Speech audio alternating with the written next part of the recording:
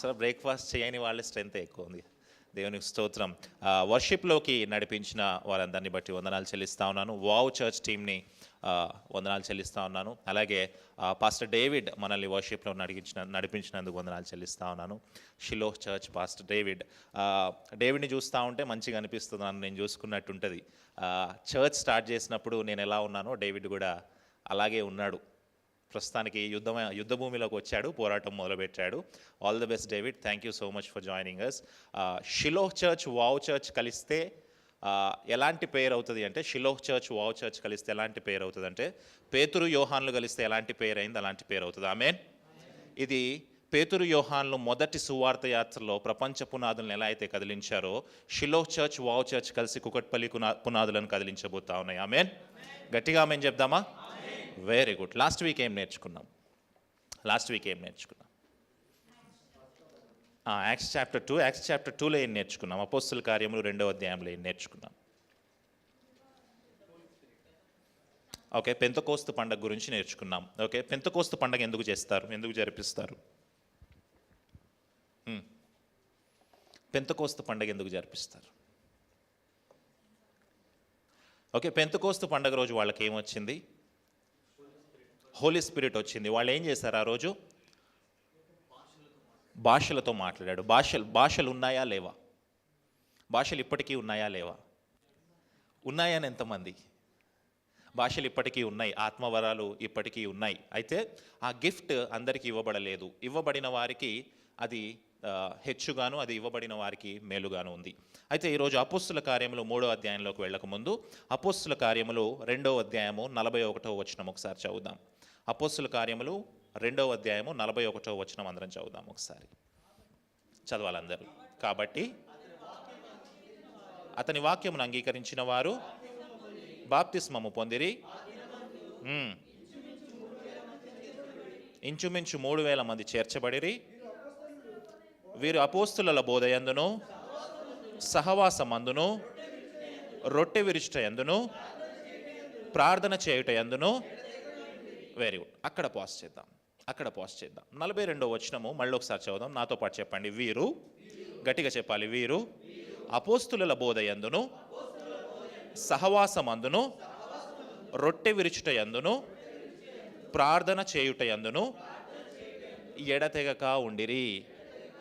మొదటి qualification, the first qualification of the first church ఏంటయ్యా అంటే, వీళ్ళు అపోస్తుల బోధయందు సహవాసము కలిగి ఉన్నారంటే, అపోస్తుల బోధలతో వాళ్ళు యునైట్ అయి ఉన్నారు. అంటే ఆ సంఘము టీచింగ్ చేత కట్టబడింది, ఆ సంఘము వాక్యము చేత కట్టబడింది, ఆ సంఘము జ్ఞానబోధ చేత కట్టబడింది. మొదటి చర్చ్కున్న మొదటి క్వాలిటీ ఏంటయ్యా అంటే టీచింగ్. అనండి, గట్టిగా చెప్పాలి. Very good. ఆ మొదటి సంఘానికి ఉన్న రెండో క్వాలిటీ ఏంటయ్యా అంటే సహవాసమందును. అనండి, ఫెలోషిప్. అనండి. మూడో క్వాలిటీ ఏంటయ్యా అంటే రొట్టె విరుచుట యందును. అనండి, అంటే కమ్యూనియన్ గురించి మాట్లాడుతూ ఉంది. యేసుక్రీస్తు యొక్క శ్రమల గురించి జ్ఞాపకం చేసుకుంటా ఉంది మొదటి సంఘం. అలాగే వాళ్ళకున్న 4వ క్వాలిటీ ఏంటయ్యా అంటే ప్రార్థన చేయుట యందును. అనండి. సో టోటల్గా మనకి ఎర్లీ చర్చ్లో 4 క్వాలిటీస్ కనిపిస్తున్నాయి. ఫస్ట్ క్వాలిటీ ఏంటయ్యా అంటే ఏంటది? అపోస్తుల బోధ. అనండి, టీచింగ్. అనండి. The first quality of the early church is teaching. టీచింగ్లో చాలా స్థిరపడిపోయి ఉన్నారు. రెండో విషయం ఏంటయ్యా అంటే ఫెలోషిప్, సహవాసము. మూడో విషయం ఏంటయ్యా అంటే రొట్టె విరుచుట యందు. 4వ విషయం ఏంటయ్యా అంటే ఎడతెగక ప్రార్థన చేస్తారు. ఇప్పుడు మిమ్మల్ని ఒక ప్రశ్న అడుగుతా ఉన్నాను. మనము కొన్ని సంఘాలకు వెళ్తాము, మనము కొన్ని ఫెలోషిప్స్ని ఫాలో అవుతాము, మనము కొన్ని సంఘాల యొక్క బోధనల్ని యూట్యూబ్లోనో లేదా వేరే మాధ్యమాల్లో మనము విచారిస్తూ ఉంటాము లేదా చూస్తూ ఉంటాము. అయితే ఆ సంఘములో ఈ 4 క్వాలిటీస్ ఉన్నాయా? ప్రశ్న. ఆ సంఘములో ఈ 4 క్వాలిటీస్ ఉన్నాయా? ప్రశ్న. వావ్ చర్చ్లో ఈ క్వాలిటీస్ ఉన్నాయా? ప్రశ్న. మనం ప్రశ్నించుకోవాలా. ఫస్ట్ క్వాలిటీ ఏంటి? అపోస్తుల బోధ, టీచింగ్. సెకండ్ ఏంటి? ఫెలోషిప్. థర్డ్ ఏంటి? కమ్యూనియన్. ఫోర్త్ వన్ ఏంటి?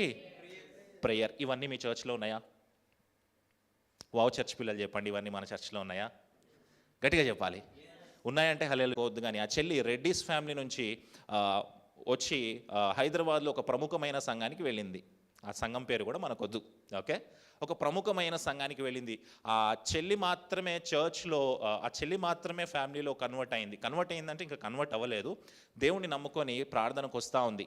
ప్రతి సండే చర్చ్కి వెళ్తూ ఉంది. 1 year పాటు చర్చ్కి వెళ్ళింది. కానీ ఆ చెల్లి పేరేంటో పాస్టర్కి తెలియదు. ఆ చెల్లి పేరేంటో పాస్టర్కి తెలియకపోవడం వల్ల ఒక 1 year తర్వాత వెళ్ళిన తర్వాత ఏం జరిగిందో తెలియదు. కానీ ఆ చెల్లి సంఘంలోంచి తొలగిపోయింది. ఈ రోజుకి నేను కానీ సల్మా కానీ అక్క కానీ ఎన్నిసార్లు చర్చ్కి రా తల్లి అని ఇన్వైట్ చేస్తూ ఉన్నా సరే తను రాలేకపోతా ఉంది. ఎందుకు? ఆ 1 year తన ఎక్స్పీరియన్స్లో ఎప్పుడూ తను సహవాసాన్ని చూడలేదు. ఆ 1 yearలో ఎప్పుడూ తను సహవాసాన్ని చూడలేదు, ఫెలోషిప్ని చూడలేదు. ఒకవేళ నువ్వు వెళ్తున్న సంఘంలో 6 నెలలు వెళ్తున్నావా, 8 నెలలు వెళ్తున్నావా, సంవత్సరం వెళ్తున్నావా, ఒకవేళ పాస్టర్కి నీ పేరు తెలియకపోతే, నువ్వు పాస్టర్కి వ్యక్తిగతంగా తెలియకపోతే ఆ సంఘం మానేయ్. ఆ సంఘంలో ఫెలోషిప్ లేదు, ఆ సంఘంలో సహవాసము లేదు. అలాంటి సహవాసము లేని సంఘమే కాదు. ఎర్లీ చర్చ్ ఎగ్జాంపుల్ మనం తీసుకుంటున్నాం. ఎందుకు ఫెలోషిప్ ఇంపార్టెంట్? ఎందుకు సహవాసం ఇంపార్టెంట్? ఎందుకు ఫెలోషిప్ ఇంపార్టెంట్? ఎందుకు ఈ సహవాసం అనేది ఇంపార్టెంట్? ఎవరైనా చెప్తారా?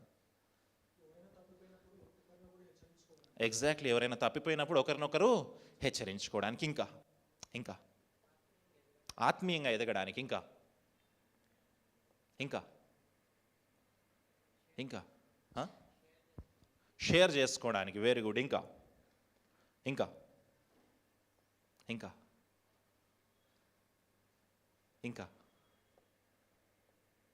ఫెలోషిప్ ఫ్రాన్సిస్ చెప్పినట్టుగా ఎందుకు ఇంపార్టెంట్ అంటే, ఒకరినొకరు హెచ్చించుకోవడానికి, ఒకరు తక్కువగా ఉన్నారు ఒకళ్ళు ఎక్కువగా ఉన్నారంటే ఒకళ్ళొకళ్ళు నేర్చుకోవడానికి, అలాగే ఒకరి కోసం ఒకరు ప్రార్థన చేసుకోవడానికి, ఒకరికొకరు చైన్ లాగా లింక్ కట్టబడి మనందరము సంఘములో చేర్చబడడానికి ఫెలోషిప్ అనేది చాలా ఇంపార్టెంట్. చాలా విచారకరమైన విషయం ఏంటయ్యా అంటే, ఈరోజు హైదరాబాద్లో చాలా సంఘాల్లో ఫెలోషిప్ లేదు. ఒక గంట కోసము చర్చ్కి వెళ్ళి గంట సేపు అక్కడ వర్షిప్ లేదా మెసేజ్ ఎంజాయ్ చేసేసి వచ్చేస్తారు. కానీ నీ పాస్టర్కి నీ పేరు తెలుసా అంటే చెప్పలేడు. నీకు పాస్టర్ తెలుసా? తెలుసు. పాస్టర్కి నువ్వు తెలుసా?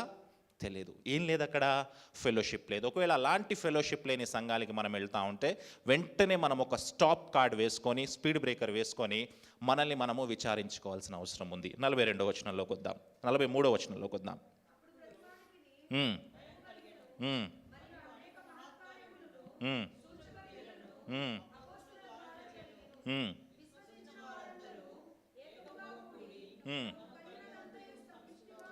తమకు కలిగినదంతయు సమిష్టిగా ఉంచుకొనిరి, ఇదియుగాక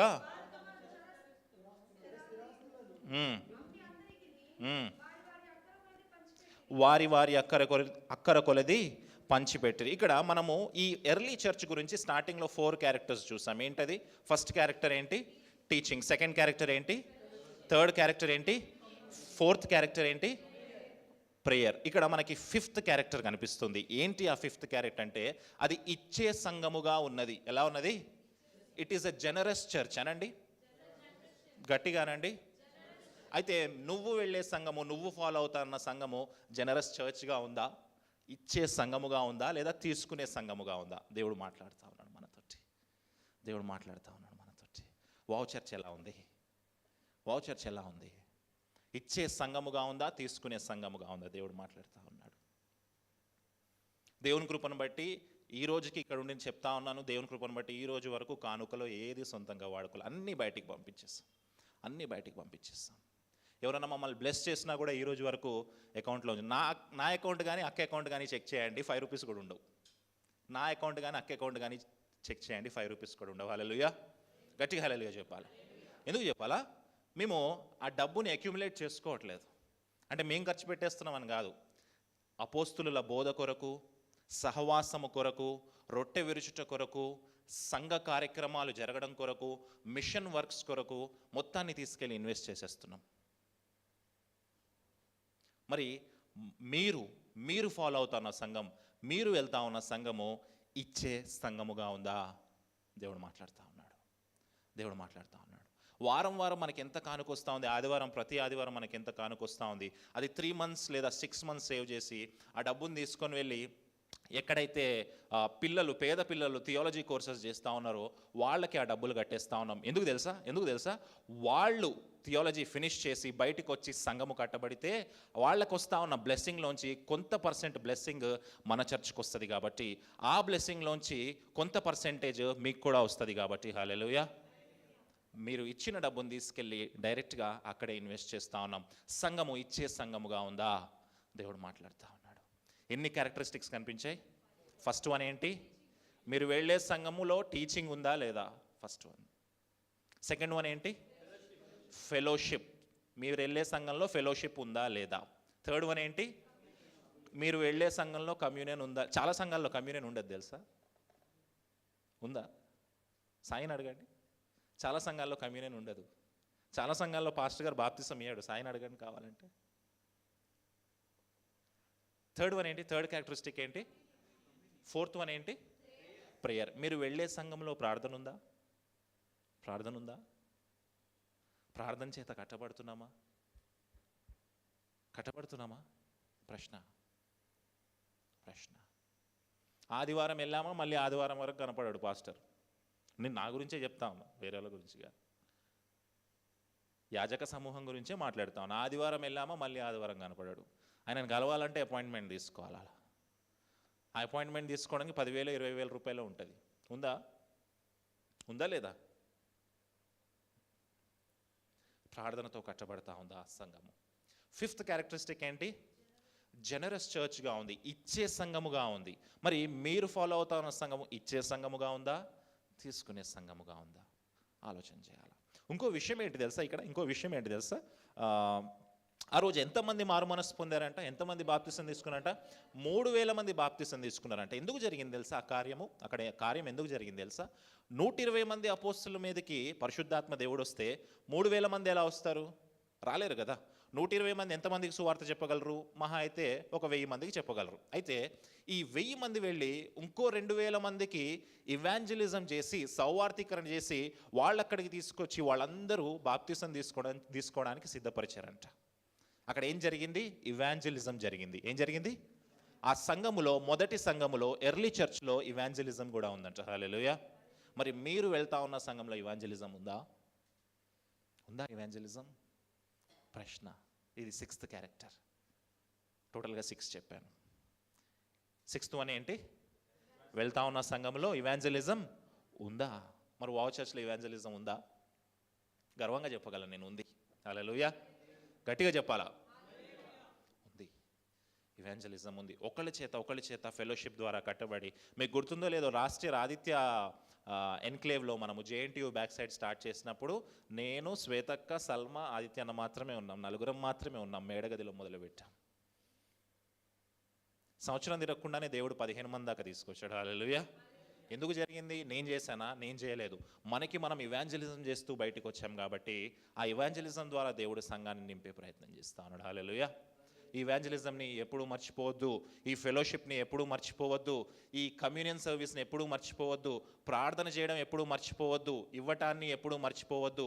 టీచింగ్ని ఎప్పుడూ మర్చిపోవద్దు. ఇవన్నీ లేవు అంటే గనక సంఘము ఒక అవయవం కోల్పోయినట్టే లెక్క. సంఘము ఒక అవయవాన్ని కోల్పోయినట్టే లెక్క.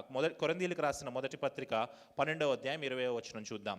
కొరింథీయులకు రాసిన మొదటి పత్రిక 12వ అధ్యాయము 20వ వచనం చూద్దాం ఒకసారి. 20-21 చదవండి.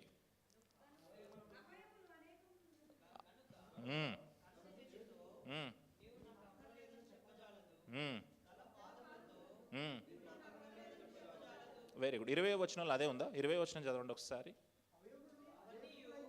గనుక అవయవములు అనేకములైనను శరీరం ఒకటిగానే ఉందంట. అవయవాలు ఎలా ఉన్నాయంట? మన బాడీ ఒకటే, కానీ ఆర్గన్స్ ఎన్ని ఉన్నాయి? డిఫరెంట్గా ఉన్నాయి. తర్వాత వచనంలో ఏమంటున్నాడు? కన్నంట చెయ్యి నువ్వు నాకొద్దు అని చెప్పలేదంట. చెయ్యి కన్నుని నువ్వు నాకొద్దు అని చెప్పలేదంట. అన్నీ కలిపి ఉంటేనే అది సంఘము. 26వ వచనం చూడండి ఒకసారి. 26వ వచనము. కాగా ఒక అవయవము శ్రమపడినప్పుడు అవయవములన్నీ దానితో కూడా. Very good. ఇటు చూడండి, నన్ను చూడండి. శరీరం ఒక్కటే, అవయవాలు ఎన్ని ఉన్నాయి? చాలా ఉన్నాయి. కన్నంట చేతిని నువ్వు నాకు అక్కర్లేదు అనలేదంట. చేయి తీసేస్తే ఏమవుతుంది? రెండు చేతులు తీసేస్తే ఏమవుతుంది? పని చేయగలము? ఈ చెయ్యి కన్నుని నువ్వు నాకు అక్కర్లేదు అనలేదంట. ఎందుకు? ఏ అవయము లేకపోయినా సరే ఈ శరీరము వేస్ట్ అయిపోతుంది. అలాగే చర్చ్లో కూడా టీచింగ్ కానీ, కమ్యూనియన్ కానీ, ఇవాంజలిజం కానీ, ప్రాఫెసీస్ కానీ ఈ అన్ని అవయవాలుగా ఉన్నాయి. ఒకవేళ అందులోంచి ఏది బయటికి వెళ్ళిపోయినా సరే, అందులో ఏది లేకపోయినా సరే అది వ్యర్థంగా ఉంటుంది, అది పని చేయడానికి ఇబ్బంది పడుతుంది. కాబట్టి అవయవాలన్నీ కూడా సంఘములోనే కలిసి ఉండాలి అని చెప్పి పౌలు భక్తుడు చెప్తా ఉన్నాడు. మరి కలిసి ఉన్నాయా? సంఘంలో ఇవన్నీ కలిసి ఉన్నాయా? ఆలోచన చేయాలి ఒకసారి, ఆలోచన చేద్దాం ఒకసారి. కాకపోతే ప్రాబ్లం ఏంటి తెలుసా? మనం ఒక్కొక్క అవయవాన్ని వెతుక్కోవడానికి ఒక్కొక్క చోటికి వెళ్తాం. ముందుకెళ్ళిన తర్వాత చెప్తాం మీకు ఎక్కడికి వెళ్తామో. ఒక్కొక్క అవయవాన్ని ఒక్కొక్క చోట వెతుక్కుంటాం. కన్నులు కావాలంటే ఒక చోటికి వెళ్తాం, చెయ్యి కావాలంటే ఒక చోటికి వెళ్తాం, కాళ్ళు కావాలంటే ఒక చోటికి వెళ్తాం, నోరు కావాలంటే ఒక చోటికి వెళ్తాం. దేవుడు మాట్లాడుతూ ఉన్నాడు మనకి. దేవుడు ఈరోజు మనతో మాట్లాడుతూ ఉన్నాడు. అందుకే సంఘము అంతా ఒక శరీరముగా ఉండి ఆ సంఘములు అనేకమైన అవయవములు ఉండాలి. ఆ అవయవములన్నీ కూడా శరీరముగా, బలముగా, సంఘముగా పనిచేయాలి. Very good. 3వ అధ్యాయము 1వ వచనంలోకి వద్దాం. అపోస్తలుల కార్యములు 3వ అధ్యాయం 1వ వచనంలోకి. పగలు 3 గంటలకు ప్రార్థనా కాలమున పేతురును యోహానును పుట్టినది మొదలుకొని కుంటివాడైన ఒక మనుషుడు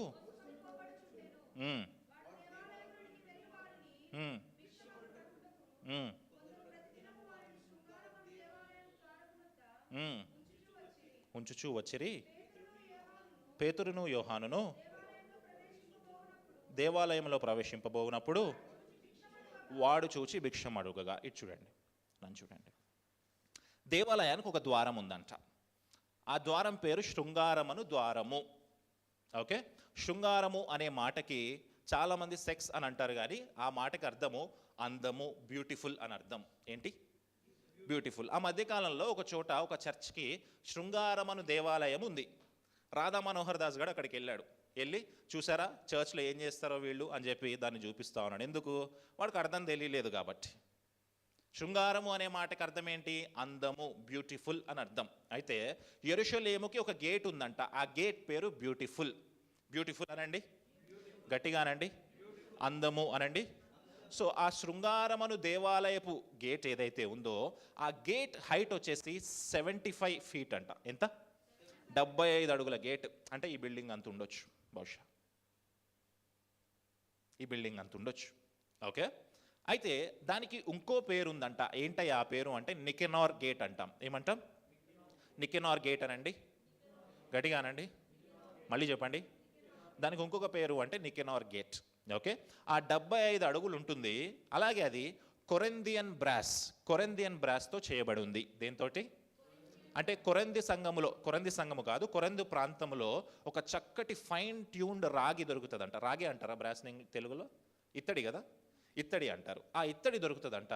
ఆ ఇత్తడితోటి ఆ 75 అడుగుల గేట్ చేయబడిందంట. అయితే ఎక్కువ మంది ఆ బ్యూటిఫుల్గా ఉన్న ప్లేస్లోంచి మనం వెళ్ళాలి అనుకుంటా ఉంటారు కదా, బ్యూటిఫుల్గా ఉన్న ప్లేస్లోంచి మనం ఎంటర్ అవ్వాలనుకుంటారు. కాబట్టి ఎక్కువ మంది అక్కడికి వెళ్తారు. కాబట్టి ఈ పుట్టుకతో కుంటివాడైన వాడు ఏం చేశాడంటే ఒక స్ట్రాటజీ ప్లే చేశాడు. ఎక్కువ మంది ఈ గేట్లోంచి వస్తారు కాబట్టి నేను అక్కడే నించుంటా, నాకు ఎక్కువ డబ్బులు వస్తాయి. ఎక్కువ మంది ఆ గేట్లోంచి వస్తారు కాబట్టి నేను అక్కడే నుంచుంటా, నాకు అక్కడే డబ్బులు వస్తాయి. ఇంకో విషయం ఏంటంటే అంటే యేసుక్రీస్తు 2వ రాకడలో ఈ గేట్లోంచే యెరూషలేములోకి ప్రవేశిస్తాడు అనే ఒక మాట ఉంది. అది ఎంతవరకు నిజమో అనేది మనకు తెలియదు. రెండో రాకడ వరకు వెయిట్ చేయాలి. వెయిట్ చేస్తారా రెండో రాకడ? Very good. అప్పటి వరకు మనం ఉండం కదా, వెరీ గుడ్. అయితే ఈ కొరింథియన్ బ్రాస్తో చేయబడిన 75 అడుగుల గేట్ దగ్గర ఎవరు నించున్నాడంట? పుట్టుక మొదలుకొని కుంటివాడైన ఒక మనుష్యుడు మోసుకొని పోబడుచున్న. వాళ్ళ ఫ్రెండ్స్ వచ్చి అతన్ని తీసుకొచ్చి అక్కడ పెడతా ఉన్నారంట. వాళ్ళ ఫ్రెండ్స్ వచ్చి రోజు అక్కడ పెడతా ఉన్నారంట. ఎందుకు? అడుక్కోవడం కోసం. అయితే ఇతని ఏజ్ కూడా మెన్షన్ చేయబడింది. చూడండి 4వ అధ్యాయము 22వ వచనం చూడండి. 22వ వచనం చూడండి.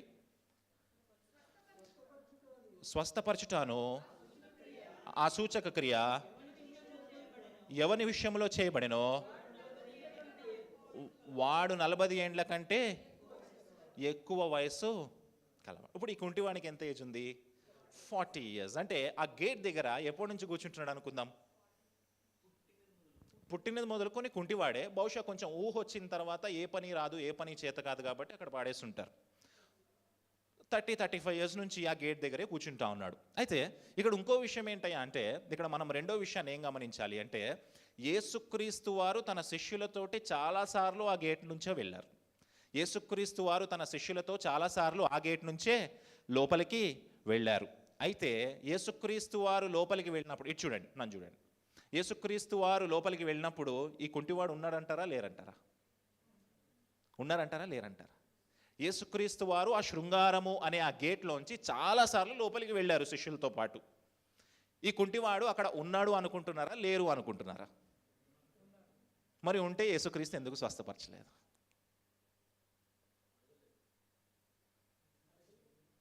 ఏం అడగలేదు?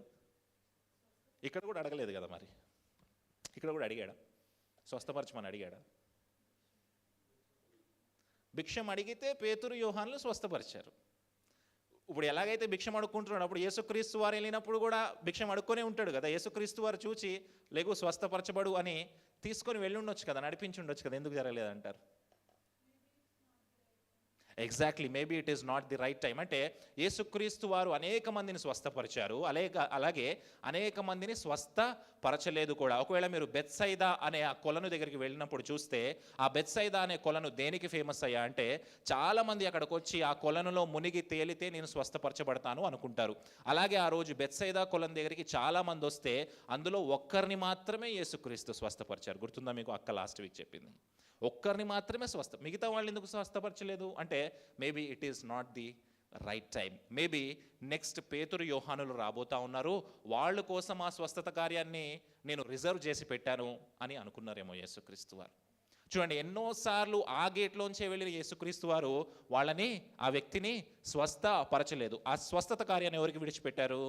పేతురుకి, యోహానికి విడిచిపెట్టారు. తర్వాత ఏం జరిగింది చూద్దాం. 4వ వచనం చూద్దాం. పేతురు యోహానును వానిని తేరి చూచి మా తట్టు చూడమనిరి, వాడు వారి యొద్ద ఏమైనా దొరుకునని కనిపెట్టుచు వారి యందు. Very good. పేతురు యోహానులు చూశారంటే ఇతన్ని. పేతురు యోహానులు వెళ్తే అతను ఏమడిగాడు? నాకేమైనా సాయం చేయండి అని అడిగాడు. పేతురు యోహాను అతను చూసి నా వైపు చూడు అన్నారంట. ఏమన్నారంట? నా వైపు చూడు. అంటే ఈ అడుక్కునే వాళ్ళది, అంటే ఈ భిక్షం అడిగే వాళ్ళది నేచర్ ఎలా ఉంటుందయ్యా అంటే, ఆ కాలంలో కళ్ళు కిందకి పెట్టి ఇలా పైకి పెట్టి ధర్మం చేయండి అని. ఈ రోజుల్లో మారిపోయింది లేండి సిచ్యువేషన్. ట్రాఫిక్ సిగ్నల్ దగ్గర డబ్బులు ఇవ్వకపోతే మన మీద దెబ్బలాడుతున్నారు, అది వేరే విషయం అనుకోండి. ఆ రోజుల్లో ఎలా ఉండేదంటే, కళ్ళు కిందకు పెట్టి ఇలా పళ్ళెం పైకి పెట్టి భిక్షం అడిగేవారంట. అయితే పేతురు యోహాన్లు ఫస్ట్ టైం ఆ అబ్బాయితోటి ఏమంటా ఉన్నారంటే, నన్ను చూడు, మమ్మల్ని చూడు. బహుశా అతని లైఫ్లో అది ఫస్ట్ టైం అయి ఉంటుంది. అలా ఎవరన్నా నన్ను చూడు అని అడగడం.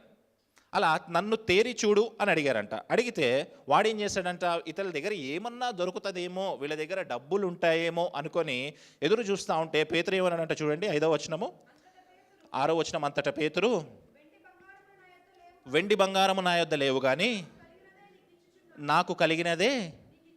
Very good. ఏమంటున్నాడు పేతురు? ఒకసారి అందరు చదవండి ఆ మాట, గట్టిగా చదవండి. వెండి బంగారములు నా యొద్ద లేవు కానీ నాకు కలిగినదే. మళ్ళీ చదవండి ఒకసారి, గట్టిగా చదవండి. లేవు కానీ నాకు కలిగినదే. Very good. ఇటు చూడండి నన్ను ఒకసారి. అంతకుముందే పేతురు ఎంతమందికి బాప్తిస్మం ఇచ్చాడు? ఎంతమంది? మీకు గుర్తుందా? 44వ వచనంలో 44వ వచనం చూడండి. విశ్వసించిన వారందరూ ఏకముగా కూడి తమ కలిగినదంతయు సమిష్టిగా ఉంచుకొనిరి, వాళ్ళది ఉన్నదంతా అమ్మేసి తీసుకొచ్చి అపోస్తులకి ఇచ్చారంట. అంటే ఇమాజిన్, 3000 మెంబర్స్ ఉన్న చర్చ్కి పేతురు యోహాన్లు పాస్టర్స్. 3000 మెంబర్స్ ఉన్న చర్చ్కి పేతురు యోహానులు అపోస్తులు పాస్టర్స్. అది మాత్రమే కాదు, ఆ 3000 మందిలో చాలామంది వచ్చి తనకున్నదంతా కూడా అమ్మేసి ఇచ్చారు అపోస్తుల బోధ కోసం, అపోస్తుల కార్యముల కోసం ఇచ్చారు. ఆ అపోస్తుల్లో ఒక్కడైన పేతురు ఏమంటా ఉన్నాడంట, పేతురు యోహాన్ ఏమంటా ఉన్నాడు, నా దగ్గర జస్ట్ ఇమాజిన్ 3000 మంది సంఘం ఉన్న పాస్టర్ని ఇమాజిన్ చేసుకుందాం ఇప్పుడు. చెప్పండి 3000 వద్దు, 100 మందిని ఇమాజిన్ చేసుకుందాం. 100 మంది విశ్వాసులు ఉన్న పాస్టర్ని ఇమాజిన్ చేయండి. ఏం ఉండవా ఆయన దగ్గర? ఉండవా? ఏం లేకుండానే BMW కార్లో తిరుగుతుంటాడు ఒక తమ్ముడు, అతని పేరు వద్దులేండి, తిరుగుతూ ఉంటాడు. 3000 మంది సంఘాన్ని కట్టిన పేతురు యోహానుల దగ్గర ఒక్క రూపాయి కూడా లేదంట. నమ్మశక్యంగా ఉందా? అదే ఎర్లీ చర్చ్, అదే మొదటి సంఘము, అదే నిజమైన క్రీస్తు తత్వము, అదే నిజమైన పాస్టర్హుడ్, అదే నిజమైన యాజకత్వము. 3000 మంది సంఘాన్ని కట్టిన పేతురు యోహాన్ దగ్గర ఒక్క రూపాయి కూడా లేవంటే ఆలోచన చేద్దాం ఒకసారి. అంటే వాళ్ళు ఎంతగా దాన్ని నాది కాదు అని తృణీకరించుకున్నారు. ఈరోజు 100-200 మంది వస్తే భూమి మీద ఆగాడు పాస్టర్. 100-200 మంది వస్తే అంతెందుకు, మీరు 10 మంది వస్తే నేను భూమి మీద ఆగాను. జస్ట్ ఇమాజిన్, 100 మంది వస్తున్నారు, దశంభాగాలు కూడా ఇవ్వట్లేదు, వాళ్ళు ఉన్నదంతా ఇచ్చేస్తున్నారు. అయినా సరే పేతురు యోహాన్ నా దగ్గర ఏమీ లేవు. ఈరోజు పేతురు యోహాన్ని చూసి, ఈ మొదటి ఆది సంఘాన్ని చూసి మనం ఎంతో నేర్చుకోవాల్సిన అవసరం ఉంది. ఒక 1000 మందికి సంఘానికి వస్తూ ఉన్నాడా, వైట్ షర్ట్ వైట్ ప్యాంట్ నుంచి సూట్లోకి మారుతాడు వాడు, డిజైనర్ క్లోత్స్లోకి మారుతాడు వాడు. అప్పటి వరకు ఏదో బస్సులోనో ట్రైన్లోనో తిరుగుంటాడు, BMW కారు వస్తుంది వానికి. దేవుడు మాట్లాడుతూ ఉన్నాడు. చాలా విషయాల్లో ఏం జరుగుతుంది తెలుసా? నేను బస్సులో ఎక్కడికైనా మీటింగ్కి వెళ్తే అసలు రిసీవ్ చేసి, పాస్టర్ గారు లొకేషన్ పెట్టాను మీరు వచ్చేయండి అంటాడు వాడు. బస్సులో వెళ్తే వెళ్ళిపోతా నేను, నాకేమీ భేషజాలు ఉండవు, ఈగోస్ ఉండవు, వెళ్ళిపోతా. ఇట్లా కాదని చెప్పి ఒకసారి కారులో వెళ్ళినా, ఇంతకుముందు మన డస్టర్ కారు ఉండే కదా, అందులో వెళ్తే వెంటనే కార్ దగ్గరకు వచ్చి డోర్ చేసి రిసీవ్ చేసుకుంటున్నాడు. Same person 2 reactions. ఏం మారిపోయింది మధ్యలో? ఏం మారింది? నేను మారానా? అతను మారిపోయాడు. ఎందుకు మారిపోయాడు? అతను కారులో వచ్చాను కాబట్టి. సేవకులకు విలువ లేదు. బస్సులో వచ్చే సేవకుని ఒకలాగా, బండి మీద వచ్చే సేవకుని ఒకలాగా, కారులో వచ్చే సేవకుని ఒకలాగా సమాజం ట్రీట్ చేస్తూ ఉంది. జస్ట్ ఇమాజిన్, 3000 మంది సంఘం ఉన్న పేతురు యోహాన్లకి ఎంత పెద్ద కారు ఉండాలి ఆ రోజు, ఎంత మంచి గుర్రపు రథాలు ఉండాలి ఆ రోజు. 3000 మంది సంఘం ఉన్న పేతురు యోహాన్లకి ఆ రోజు అకౌంట్లో ఎన్ని డబ్బులు ఉండాలా? 3000 మంది సంఘం ఉన్న పేతురు యోహాన్లు ఎంత గర్వంతో విరవీగాల? దేవుడు మాట్లాడుతూ ఉన్నాడు. ఈరోజు యాజకులతో మాట్లాడుతూ ఉన్నాడు. దేవుడు మిమ్మల్ని యాజక సమూహంగా ఉంచుతాను అని ప్రామిస్ చేస్తే పాస్టర్లు యాచక సమూహం అయిపోయారు, అడుక్కునే సమూహం అయిపోయారు. చాలా సిగ్గుచేటు, భ్రష్టత్వం. వాడు మా ప్రసంగం ముగిసేలోపు కానుకలు చెప్పకపోతే వాడికి ముద్ద దిగదు ఆ రోజు. ప్రసంగం ముగిసేలోపు కానుక కంపల్సరీ ఉండాలి. కానుక గురించో దశంభాగం గురించో కంపల్సరీ ఉండాలి. వాడు వీడు అంటున్నాను బాధపడవద్దు, బట్ ఏం చేయలేము. అది మనం నేర్చుకోవాలా. వావ్ చర్చ్ని ఒక మిషనరీస్ పంపించే సంఘముగా మనము ఫస్ట్ విజన్ మీద దీన్ని బిల్డ్ చేస్తూ ఉన్నాం. కాబట్టి మీలో ఎవరైతే మిషన్ వర్క్ వెళ్ళబోతా ఉన్నారో, నార్త్ ఇండియా వెళ్ళబోతా ఉన్నారో, మీరు నేర్చుకోవాల్సిన విషయం ఏంటంటే, 3000 మంది సంఘం ఉన్నా సరే పేతురు యోహాన్ జేబులో ఒక్క రూపాయి కూడా లేదు. దేవుడు మీతో మాట్లాడుతూ ఉన్నాడు, నాతో మాట్లాడుతూ ఉన్నాడు. అందుకే అకౌంట్లో ఒక్క రూపాయి కూడా పెట్టాను నేను, ఒక్క రూపాయి కూడా పెట్టాను. వచ్చిన డబ్బులు వచ్చినట్టు పంపించేస్తా బయటికి, వచ్చిన డబ్బులు వచ్చినట్టు పంపించేస్తా బయటికి. ఉంటే ఏమవుతుంది తెలుసా? ఫర్ ఎగ్జాంపుల్ నా అకౌంట్లో, మీ అకౌంట్లో 1,00,000 రూపాయలు ఉన్నాయి. ఏం చేయాలనిపిస్తుంది మీకు? నాకైతే ఫస్ట్ ఐఫోన్ ప్రో కొనుక్కోవాలనిపిస్తుంది. ఫర్ ఎగ్జాంపుల్ మీ అకౌంట్లో 1,00,00,000 రూపాయలు ఉన్నాయి అనుకోండి, ఏం చేయాలనిపిస్తుంది? కారు కానీ ఇల్లు కానీ కొనుక్కోవాలనిపిస్తుంది. అంతే కదా? ఈ మధ్యకాలంలో కేరళ రాష్ట్రంలో ఒక బిషప్ గారు మొన్నే చనిపోయారు. ఆయన ఇంట్లో ఈడీ రైట్స్ కోసం వెళ్తే ఇళ్ళంతా వెతికిన తర్వాత ఒక్క రూపాయి కూడా దొరకలేదంట ఇంట్లో. ఆ క్యాంపస్లోంచి బయటకు వస్తూ ఉంటే మూలన పాడుపడిపోయిన అంబులెన్సులు ఉన్నాయంట. ఇదేంటి పాడుబడిపోయిన అంబులెన్స్లు ఇక్కడ ఉన్నాయని చెప్పేసి అందులోంచి ఒక ఆఫీసర్ వెళ్ళి అంబులెన్సెస్ చెక్ చేస్తే అందులో 750 కోట్ల రూపాయలు క్యాష్ ఉందంట. ఎంత ఎంత ఎందుకు ఇచ్చారు ఆయనకు ఆ డబ్బులు? ఎందుకు ఇచ్చారు ఆయనకు డబ్బులు? ఎందుకు ఇచ్చారు? సేవ చేయడానికి. 750 కోట్ల రూపాయల డబ్బు ఉందంట. ఎక్కడి నుంచి వస్తాయి తెలుసా డబ్బులు ఇవన్నీ? యుఎస్, యూకే అలాంటి కంట్రీస్లోంచి వస్తాయి. ఊరికినే వస్తాయా? యూఎస్లో చాలామంది నా ఫ్రెండ్స్ ఉంటారు. వాళ్ళు ఏం చేస్తారు తెలుసా? 8 అవర్స్ వాళ్ళ కోసం పని చేసుకుంటారు, 2 అవర్స్ మిషనరీస్ కోసం పనిచేస్తారు. 8 అవర్స్ వచ్చిన శాలరీని ఇంటి కోసం వాడుకుంటారు, 2 అవర్స్ ఓవర్ టైం చేసి ఆ 2 అవర్స్ వచ్చిన డబ్బులు వారం వారం ఇండియాలో ఉన్న మిషనరీస్ కోసము, ఇండియాలో ఉన్న పాస్టర్స్ కోసం పంపిస్తారు. మనోళ్ళు ఏం చేస్తారు తెలుసా?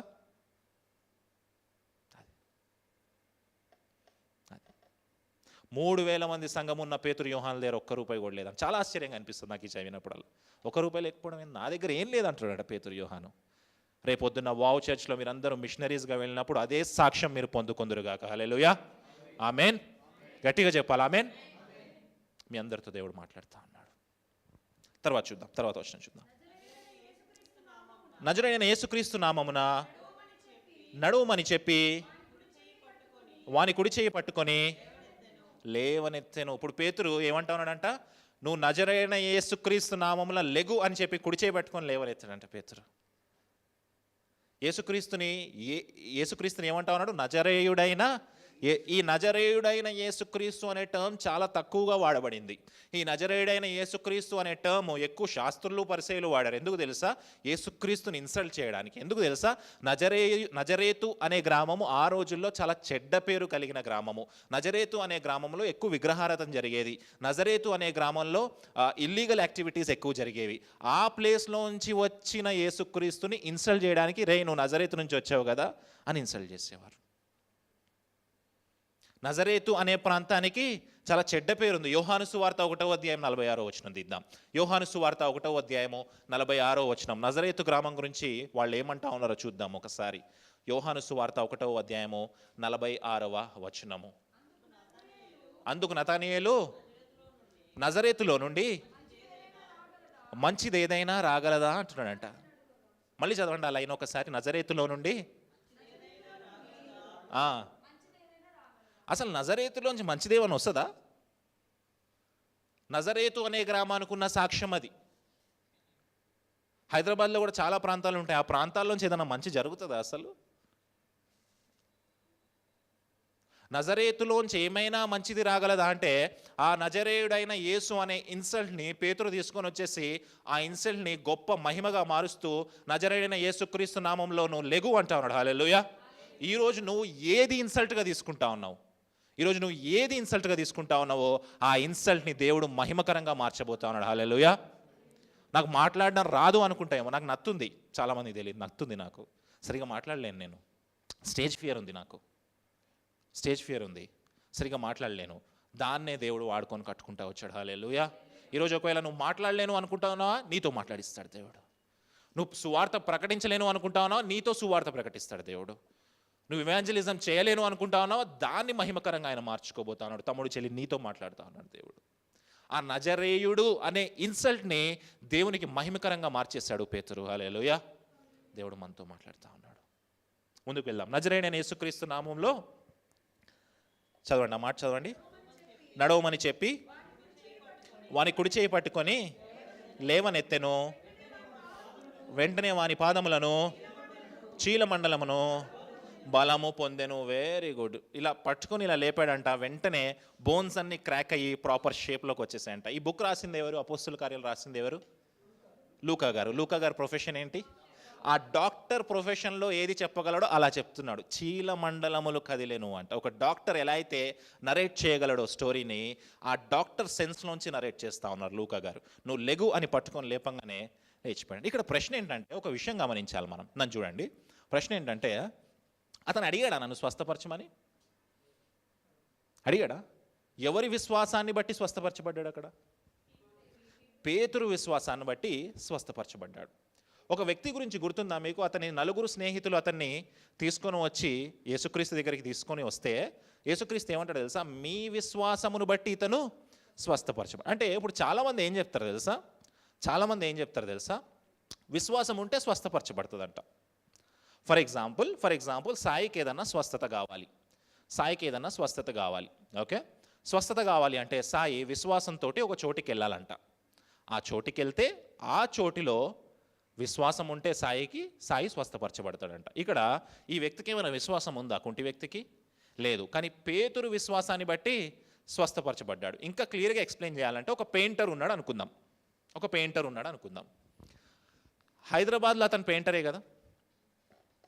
కదా, అతను ఖమ్మం వెళ్తే ఓకే, వరంగల్ పోతే, ఆంధ్రాకి వెళ్తే, ఆయన ఎక్కడికి వెళ్ళినా, ఇప్పుడు ఈ హైదరాబాద్లో పెయింటర్గా ఉన్న ఆయన ఖమ్మం వెళ్తే కలెక్టర్ అయిపోతాడా? అవుతాడా? కాదు. అయితే మీకు ఒక విషయాన్ని చెప్తా. స్వస్థపరిచే వరం ఉంది అనుకుందాం, నీకు స్వస్థపరిచే వరం ఉంది. నువ్వు చర్చిలోనే స్వస్థపరుస్తావా? హాస్పిటల్కి వెళ్తే నీ స్వస్థత వరం పనిచేయదా? అక్కడ దేవుడు లేడా? ఆలోచన చేద్దాం ఒకసారి. ఈరోజు చాలామంది నేను స్వస్థతలు హరిహర కళాభవన్లో ఒకడు మోపోయినాడు ఈ మధ్య, అట్టిపళ్ళు ఇస్తాడు. వాడు ఏమంటే తెలుసా, హరిహర కళాభవన్కి రండి మిమ్మల్ని స్వస్థపరుస్తా అంటాడు. బెల్లంపల్లిలోకి ఆయన ఉన్నాడు, మా దగ్గరికి రండి. అక్కడికి వెళ్తే స్వస్థపరచబడ్డం కాదు. పెయింటర్ ఎక్కడైనా పెయింటరే, స్వస్థత వరం ఎక్కడైనా పనిచేస్తుంది. మనం హాస్పిటల్కి ఎందుకు స్వస్థపరచవు? వాళ్ళు చెప్పే లాజిక్ ఏంది తెలుసా, విశ్వాసంతో మా దగ్గరకు వస్తే మేము స్వస్థపరుస్తామంట. ఇక్కడ కొంటివాడికి ఏమైనా విశ్వాసం ఉందా? లేదు. పోనీ అదేమన్నా చర్చిలో జరుగుతుందా? యాక్టివిటీ చర్చిలో జరుగుతుందా? ఎక్కడున్నాడు కుంటివాడు? ఆ దేవాలయపు ద్వారం, అంటే చర్చి బయట ఉన్నాడు, దేవాలయం బయట ఉన్నాడు. చర్చిలో జరుగుతుందా? చర్చి బయట జరుగుతుందా? మరి ఈరోజు ఏంటి, పాస్టర్లందరూ చర్చిలోకి వస్తేనే స్వస్థపరుస్తామంటా ఉన్నారు. ఆలోచన చేద్దాం. ఆ స్వస్థత వరం కలిగిన వాళ్ళు నిజంగా స్వస్థత వరం కలిగి ఉన్నారా లేదా అని ఒక్కసారి మనం వివేచించుకోవాలా. ముందుకు వెళ్దాం. వాడు దిక్కున లేచి నిలిచి నడిచెను, నడుచుచు గంతులు వేయుచు దేవుని స్తుతించుచు వారితో కూడా దేవాలయంలోకి వెళ్ళాను. నాతో పాటు చెప్పండి, వాడు దిగ్గున లేచి నిలిచి నడిచెను, నడుచుచు గంతులు వేయుచు దేవుని స్తుతించుచు. ఎప్పుడైతే స్వస్థపరచబడ్డాడో 3 విషయాలు చేస్తున్నాడంట. ఫస్ట్ ఏం చేస్తున్నాడంట? నడుస్తున్నాడంట. సెకండ్ ఏం చేస్తున్నాడు? గంతులు వేస్తున్నాడంట. థర్డ్ ఏం చేస్తా ఉన్నాడు? దేవుని స్తుతిస్తున్నాడంట. 40 సంవత్సరాల నుంచి అక్కడ ఉండొచ్చు, 30 సంవత్సరాల నుంచి అక్కడ ఉండొచ్చు, కానీ ఇప్పటివరకు ఎప్పుడు దేవుని స్తుతించలేదేమో. ఎప్పుడైతే తన జీవితంలోకి స్వస్థత కార్యం వచ్చిందో వెంటనే ఏం చేస్తున్నాడంట? గెంతుకుంటూ స్తుతిస్తా ఉన్నాడంట, వర్షిప్ చేస్తా ఉన్నాడంట. మరి మన జీవితంలో ఎన్ని మేళ్ళు చేస్తాడు కదా దేవుడు, ఎన్నిసార్లు మర్చిపోయి ఉంటాం కదా. ఇజ్రాయెల్ ప్రజల్ని చూసుకోండి, మోషే ద్వారా అన్ని కార్యాలు జరిపిస్తూ ఉంటే ప్రతిసారి మర్చిపోతూనే ఉన్నారంట వాళ్ళు, ప్రతిసారి మర్చిపోతారు. అందుకే దేవుడు వాళ్ళకి ప్రతిసారి మీకు జ్ఞాపకము లేదా అని గుర్తు చేస్తూ వచ్చాడంట వాళ్ళకి. వెంటనే ఎప్పుడైతే స్వస్థత వచ్చిందో గంతులేస్తూ ఎగురుచు దేవుణ్ణి మహింపరిచారంట. 9వ వచనం, వాడు నడుచుచు దేవుని స్తుతించుట ప్రజలందరూ చూచి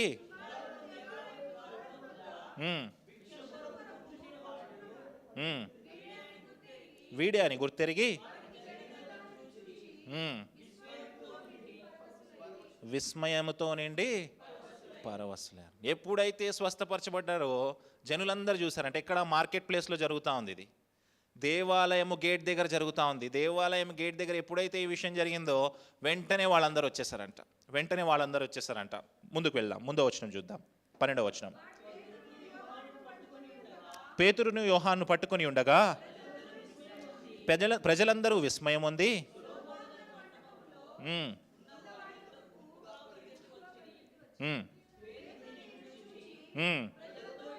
ప్రజలతో ఇట్లా, నేను ఇశ్రాయేలీయులారా, మీరు విని విషయమై ఎందుకు ఆశ్చర్యపడుచున్నారు?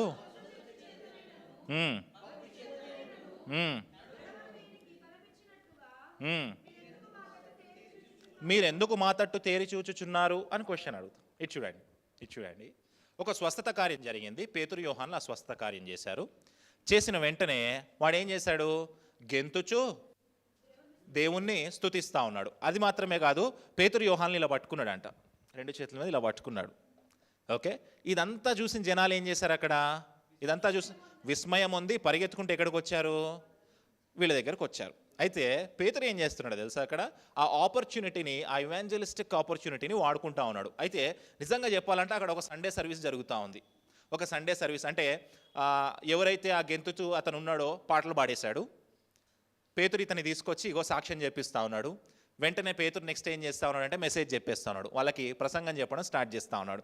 ప్రసంగం చెప్పేటప్పుడు 12వ వచనంలో చాలా ఒక పెద్ద మాట అంటాడు చూడండి. పేతురు దీనిని చూచి ప్రజలతో ఇట్లా, నేను ఇశ్రాయేలీయులారా, మీరు వీని విషయమై ఎందుకు ఆశ్చర్యపడుచున్నారు?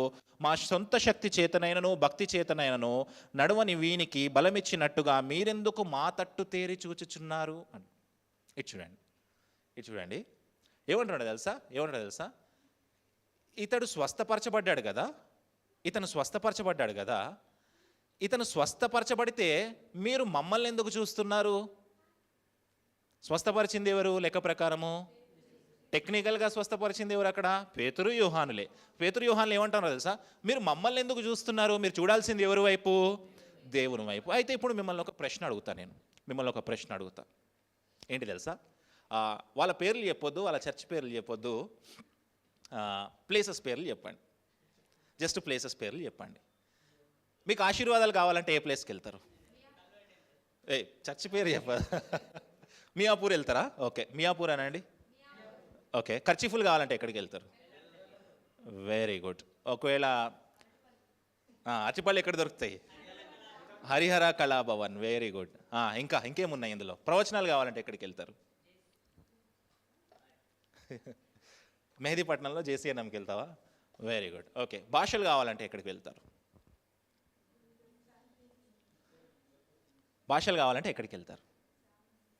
చాలా చర్చెస్కి వెళ్తారు. ఓకే, ఒకసారి విజయవాడ కృష్ణలంకలో ఉన్న ఐపీసీ చర్చ్కి నన్ను పిలిచారు మాట్లాడడానికి. ఓకే, ఐపీసీ చర్చ్లో అందరూ ఏం వేసుకుంటారు? తెల్ల షర్టు, చెప్పాలా, తెల్ల షర్టు తెల్ల ప్యాంట్ వేసుకుని ఉంటారు. నేను అక్కడికి బ్లాక్ షర్టు బ్లాక్ ప్యాంట్ వేసుకెళ్ళి చెప్పనీయలే, నన్ను ప్రసంగం చెప్పనీయలే. మీకు ఆశీర్వాదాలు కావాలంటే మియాపూర్ వెళ్తారు, గర్భఫలం కావాలంటే హరిహర కళాభవన్ వెళ్తారు, స్వస్థతలు కావాలంటే బెల్లంపల్లి వెళ్తారు. కానీ అందరూ మర్చిపోతా ఉన్న విషయం ఏంటి తెలుసా? మనం ఎక్కడికి వెళ్ళాలి తెలుసా?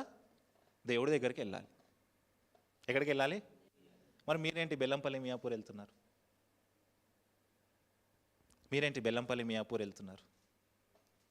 దేవుడు మీతో మాట్లాడుతూ ఉన్నాడు.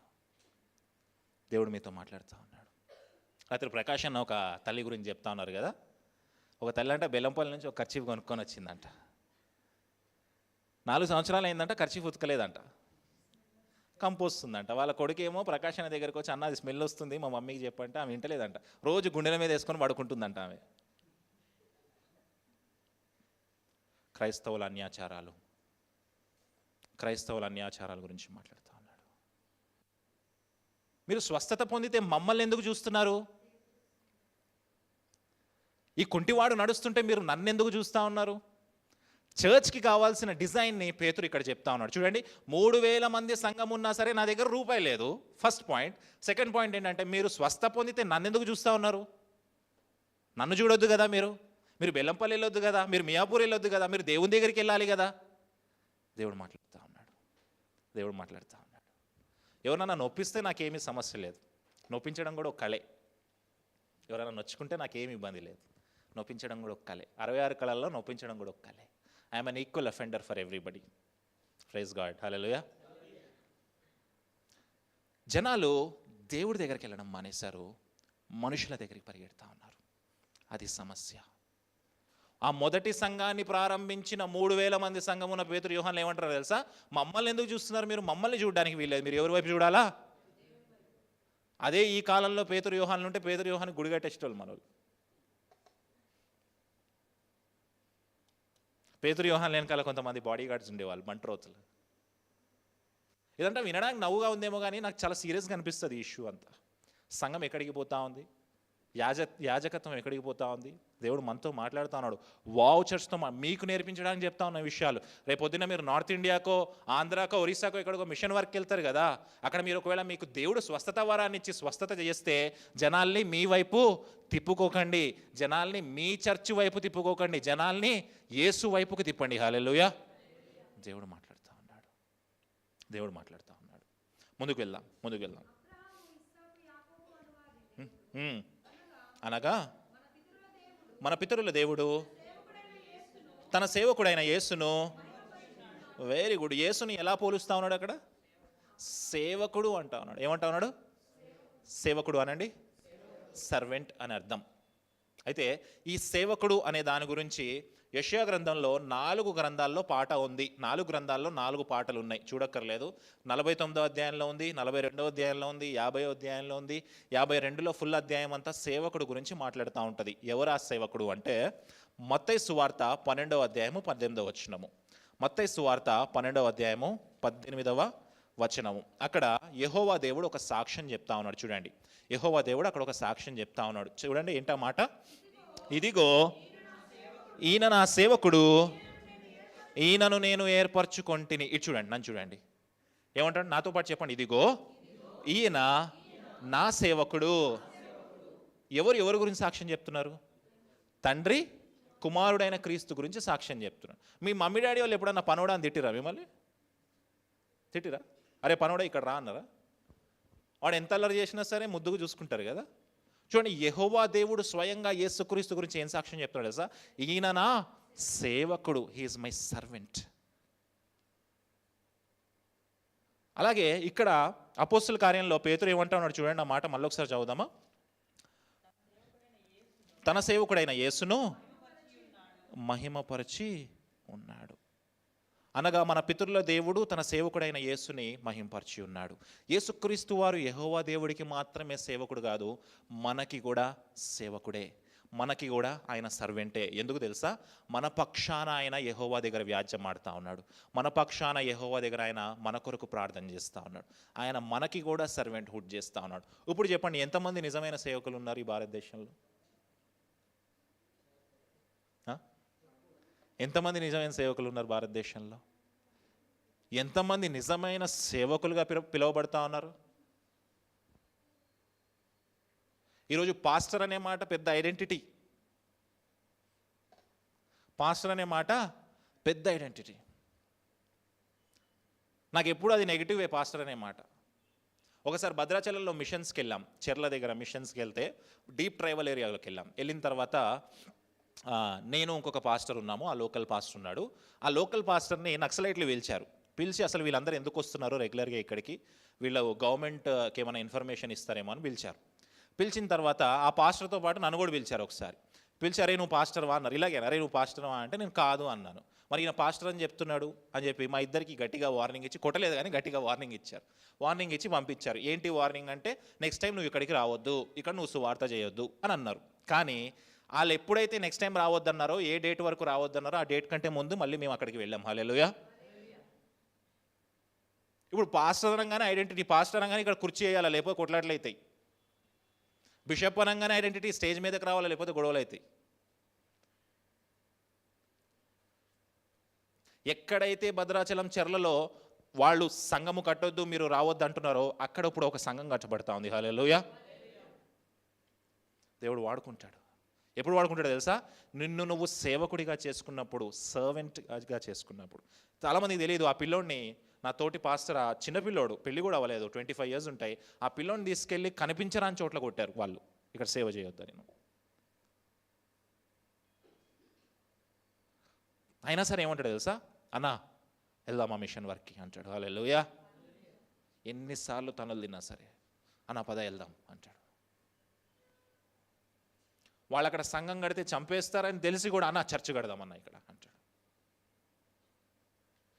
సేవకుడివా? ఇప్పుడు బాగానే ఉంది, మనకి మంచిగా ఏసీ హాల్లో కూర్చున్నాం, షర్ట్ వేసుకున్నాం, ఈ షర్ట్ చేసి మంచిగానే ఉంది. మరి అక్కడ పరిస్థితులు ఏంటి, అక్కడ సమస్యలు ఏంటి? పేతురు ఫస్ట్ చర్చ్ కట్టినప్పుడు ఏసీ హాల్ కట్టాడా? కట్టాడు. మొన్న ఒక ఆమె సాక్ష్యం చెప్తా ఉంది, మా డాడీకి దేవుడు దర్శనం ఇచ్చాడు, వైజాగ్లోని అతిపెద్ద ఏసీ హాల్ కట్టమని. ఒక అక్క ఉంటుంది వైజాగ్లో. చెప్పాడా దేవుడు? చెప్పాడా ఎక్కడైనా ఏసీ హాల్ కట్టమని? ఈ మధ్య ఒక ఆయన చెప్తున్నాడు, వాళ్ళకంట థియేటర్లు ఉండేవంట ఒకప్పుడు, ఇప్పుడు ఆయన చర్చిలో థియేటర్లు కడుతున్నాడు ప్రతి చోట. ఆయన పేరు వద్దలేదు కానీ నాకు 40 థియేటర్లు కట్టమని దేవుడు చెప్పాడంట. ఎన్ని థియేటర్లు? 40 థియేటర్లు. ఆయన కాకినాడలో కట్టిన థియేటర్ మొన్న కలెక్టర్ వచ్చి క్లోజ్ చేసి వెళ్ళిపోయాడు. ఓకే, విశ్వాసులు భయపడలేదు. ఎందుకు చెప్పండి? జనరల్గా మన చర్చ్ ఎవడన్నా వచ్చి క్లోజ్ చేసి వెళ్ళిపోతే మనం టెన్షన్ ఫీల్ అవుతాం, బాధపడతాం కదా. అక్కడ విశ్వాసులు ఎవరు బాధపడలేదు. ఎందుకు చెప్పండి? అక్కడికి వెళ్ళి చూసేది టీవీలోనే, ఇంట్లో చూసేది కూడా టీవీలోనే. దేవుడు మాట్లాడుతూ ఉన్నాడు మనతోటి. దేవుడు మాట్లాడుతూ ఉన్నాడు. ఈరోజు ఇక్కడ పరిస్థితి బాగుంది కాబట్టి ఇక్కడ కూర్చున్నామేమో, రేపొద్దున ఇక్కడి నుంచి వెళ్ళగొట్టబడి రోడ్డు మీద సువార్త చేయాల్సిన పరిస్థితి వస్తుందేమో. దానికి చర్చ్ సిద్ధంగా ఉండాలి. హల్లెలూయా. పేతురు సిద్ధంగా ఉన్నాడు, పేతురు యోహానులు సిద్ధంగా ఉన్నారు. ముందుకు వెళ్దాం.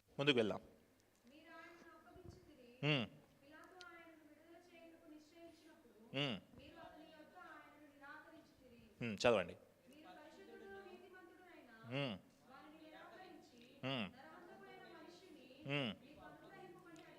అడిగితిరి. చదవాలి, అందరు చదవాలి, ఫాస్ట్గా చదవండి.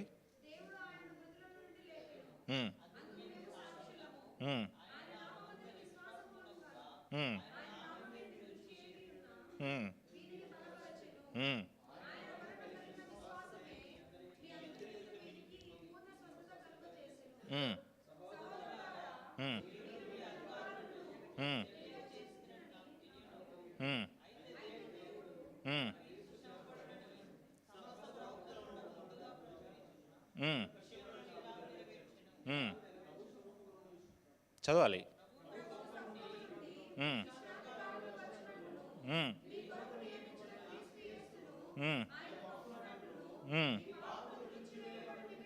మీ పాపములు తుడిచివేయబడు నిమిత్తము మారు మనస్సు నొంది తిరుగుడి. పేతురు అక్కడ ప్రసంగం చెప్పేస్తున్నాడు, లిటరల్గా వాళ్ళందరికీ మెసేజ్ చెప్పేస్తా ఉన్నాడు. ఏమంటున్నాడు మెసేజ్లో స్టార్టింగ్ ఏంటయ్యా అంటే, మీరు నన్ను చూడొద్దు, మీరు క్రీస్తు వైపు చూడండి. మెసేజ్లో సెంటర్ ఆఫ్ అట్రాక్షన్ ఎవరు? యేసుక్రీస్తు మాత్రమే. ఈరోజు స్టేజ్ మీద సెంటర్ ఆఫ్ అట్రాక్షన్ ఎవరు? అన్నయ్య. స్టేజ్ మీద సెంటర్ ఆఫ్ అట్రాక్షన్ ఎవరు? అన్నయ్య. మొన్న ఒకడు అంటా ఉన్నాడు, అన్న నేను తణుకు నుంచి వచ్చానన్నా, ఇక్కడ స్టేజ్ మీద నాకు అన్నయ్య కనిపిస్తున్నాడు, పరలోకంలో కూడా అన్నయ్య ఉంటాడంట. అంటే దేవుడు ఉండడు, వీడికి అన్నయ్య ఉంటాడు. దైవదూషణ మనతో మాట్లాడుతున్నాడు దేవుడు. రేపొద్దున మనం అక్కడికి వెళ్తాం కదా, అక్కడ అన్నయ్య ఉండడానికి వీల్లేదు, అక్కడ ఈ అన్వేషకుడు ఉండడానికి వీల్లేదు, అక్కడ సల్మా ఉండడానికి వీల్లేదు, అక్కడ సాయి ఉండడానికి వీల్లేదు. క్రీస్తు మాత్రమే ఉండాలి. హల్లెలూయా. క్రీస్తుని మాత్రమే అట్రాక్షన్గా చేసి చూపిస్తున్నాడు. లాస్ట్లో దాన్ని ఎక్కడికి తీసుకొచ్చాడు తెలుసా? మీరు సిలువ వేసిన యేసుక్రీస్తు ఉన్నాడు కదా, ఆయన నామములో మీరు మారు మనస్సు పొంది బాప్తిసం పొందాలి. రక్షణ దగ్గర తీసుకొచ్చాడు లాస్ట్కి. రక్షణ, మారు మనస్సు అనండి, గట్టిగా చెప్పండి. అంటే ప్రసంగంలో చివరికి ఎక్కడికి వచ్చింది అది? రక్షణ. అంటే ప్రతి ప్రసంగంలో పేతురు ఒక దాన్ని ఖచ్చితంగా హైలైట్ చేస్తాడు. ఏంటి తెలుసా? మారు మనస్సు, రక్షణ, సాల్వేషన్ గురించి ఖచ్చితంగా మాట్లాడతారు. లాస్ట్ టైం పాపము గురించి, మారు మనస్సు గురించి, రక్షణ గురించి ఎప్పుడు ప్రసంగం విన్నారు మీరు? అన్నయ్యని ఫాలో అయ్యే వాళ్ళు చెప్పండి. ఖర్చీఫుల కోసం బెల్లంపల్లి వెళ్ళే వాళ్ళు చెప్పండి. ఆశీర్వాదాల కోసం మియాపూర్ వెళ్ళే వాళ్ళు చెప్పండి. లాస్ట్ టైం రక్షణ, మారు మనస్సు గురించి ఎప్పుడు ప్రసంగం విన్నారు? కానుకల గురించి ఎప్పుడు విన్నారు? చెప్పండి, కానుకల గురించి ఎప్పుడు విన్నారు? ఇప్పుడు ఇంటికి వెళ్ళి లైవ్ పెడితే అదే వస్తూ ఉంటుంది. ఒక బొంగురు గొంతేసుకొని చెప్తాడు ఆయన, కానుకలు కావాలి అని చెప్పి. కానీ పేతురు యోహాన్లు ప్రతి ప్రసంగంలో కూడా రక్షణ, మారు మనస్సు అనే విషయాన్ని టార్గెట్ చేస్తూ ఉన్నారు. The main agenda is Jesus and the second agenda is forgiveness and salvation. Hallelujah. ప్రతి ప్రసంగంలో కూడా అది ఖచ్చితంగా ఉండాలా.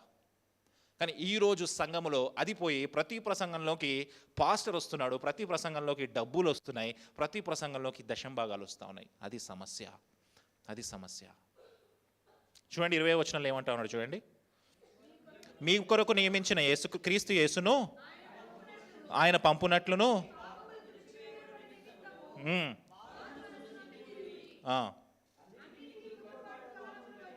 అన్నిటికీ కుదురుబాటు కాలములు వచ్చినని దేవుడు ఆది నుండి తన పరిశుద్ధ ప్రవక్తల నోట ఏమని పలికించాడంట? అన్నిటికీ కుదురుబాటు కాలములు వస్తాయంట. అన్నిటికీ కుదురుబాటు కాలం వచ్చినప్పుడు, అంతా సెట్ అయినప్పుడు యేసుక్రీస్తు మళ్ళీ మీ మధ్యలోకి వస్తాడు. అంటే మారు మనస్సు, రక్షణ మాత్రమే కాదు, యేసుక్రీస్తు యొక్క రెండో రాకడ గురించి కూడా మెన్షన్ చేస్తా ఉన్నాడు పేతురు అక్కడ. ఒక టైం ఉంది, అన్నీ కుదిరే టైం ఉంది, అన్నీ పరిపూర్ణం అవ్వాల్సిన టైం ఉంది. ఆ టైంలో యేసుక్రీస్తు యొక్క రాకడ మళ్ళీ జరుగుతుంది. ఎందుకు? యూదులు ఎవరి కోసం ఎదురు చూస్తూ ఉన్నారు? మెస్సయ్య కోసం ఎదురు చూస్తుంటే మెస్సయ్యే స్వయంగా వస్తే ఏం చేశారు? సిలువ వేసి చంపేశారు. అయితే ఇప్పుడు మళ్ళీ యేసుక్రీస్తు మీ వద్దకు రాడు కానీ ఒక టైం ఉంది. ఆ టైం వచ్చినప్పుడు, ఆ కుదిరిన టైం వచ్చినప్పుడు ఖచ్చితంగా ఆయన మీ దగ్గరకు వస్తాడు. ఏంటి ఆ కుదిరిన టైం? ఏంటి? ఏమని అనుకుంటా ఉన్నారు మీరు? చెప్పాను ఇంతకుముందు మీకు ఇది. ఏంటి ఆ టైం? కుదిరిన టైం ఏంటి? మత్తయి సువార్త 23వ అధ్యాయం 28వ వచనము. మత్తయి సువార్త 23వ అధ్యాయము 28వ వచనము.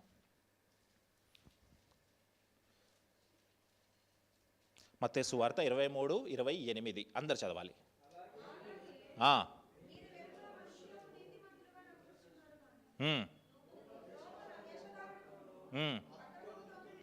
నిండి ఉన్నారు.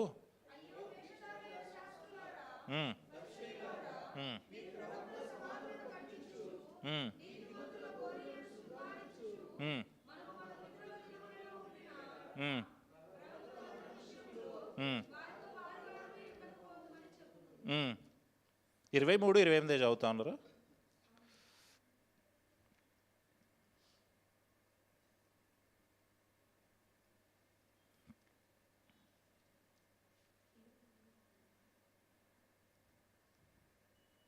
ఒక మాట ఉంటుంది. ఏంటి ఆ మాట అంటే, ప్రతి ఒక్క నాలుక ఎప్పుడైతే నా నామాన్ని స్తుతిస్తుందో, ప్రతి ఒక్క నాలుక, ప్రతి ఒక్క మోకాలు ఎప్పుడైతే మోకరిస్తుందో అప్పుడు నేను వస్తాను అని చెప్పి అంటాడు. ఆ మాటనే ఇక్కడ పేతురు గారు గుర్తు చేస్తా ఉన్నారు. మిస్ అయి ఉంటే క్షమించాలి, నెక్స్ట్ టైం కరెక్ట్ వర్స్ తీసుకొని వస్తాను. ముందుకు వచ్చేద్దాం. 23వ వచనం చదువుదాం. 2వ అధ్యాయం 23వ వచనం. 3వ అధ్యాయం 23వ వచనం. ఆ ప్రవక్త మాట వినినవాడు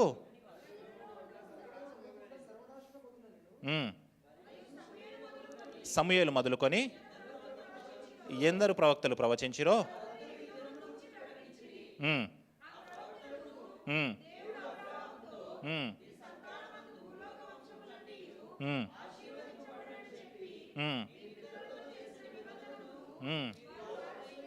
మీరు వారసులై ఉన్నారు.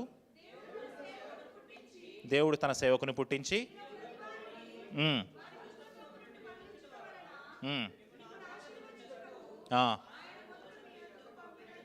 Very good. ఇక్కడ ప్రసంగాన్ని టోటల్గా ఫుల్ ప్యాక్ చేసి వాళ్ళకి డెలివర్ చేశారు పేతురు, యోహానులు. అయితే 4వ అధ్యాయంలో కూడా కొన్ని వచనాలు ఫినిష్ చేసి క్లోజ్ చేద్దాం. 4వ అధ్యాయము 1వ వచనం చూద్దాం ఒకసారి. వారు ప్రజలతో మాట్లాడుచుండగా యాజకులను, దేవాలయపు అధిపతియు సద్దూకయ్యులను వారు ప్రజలకు బోధించుటయు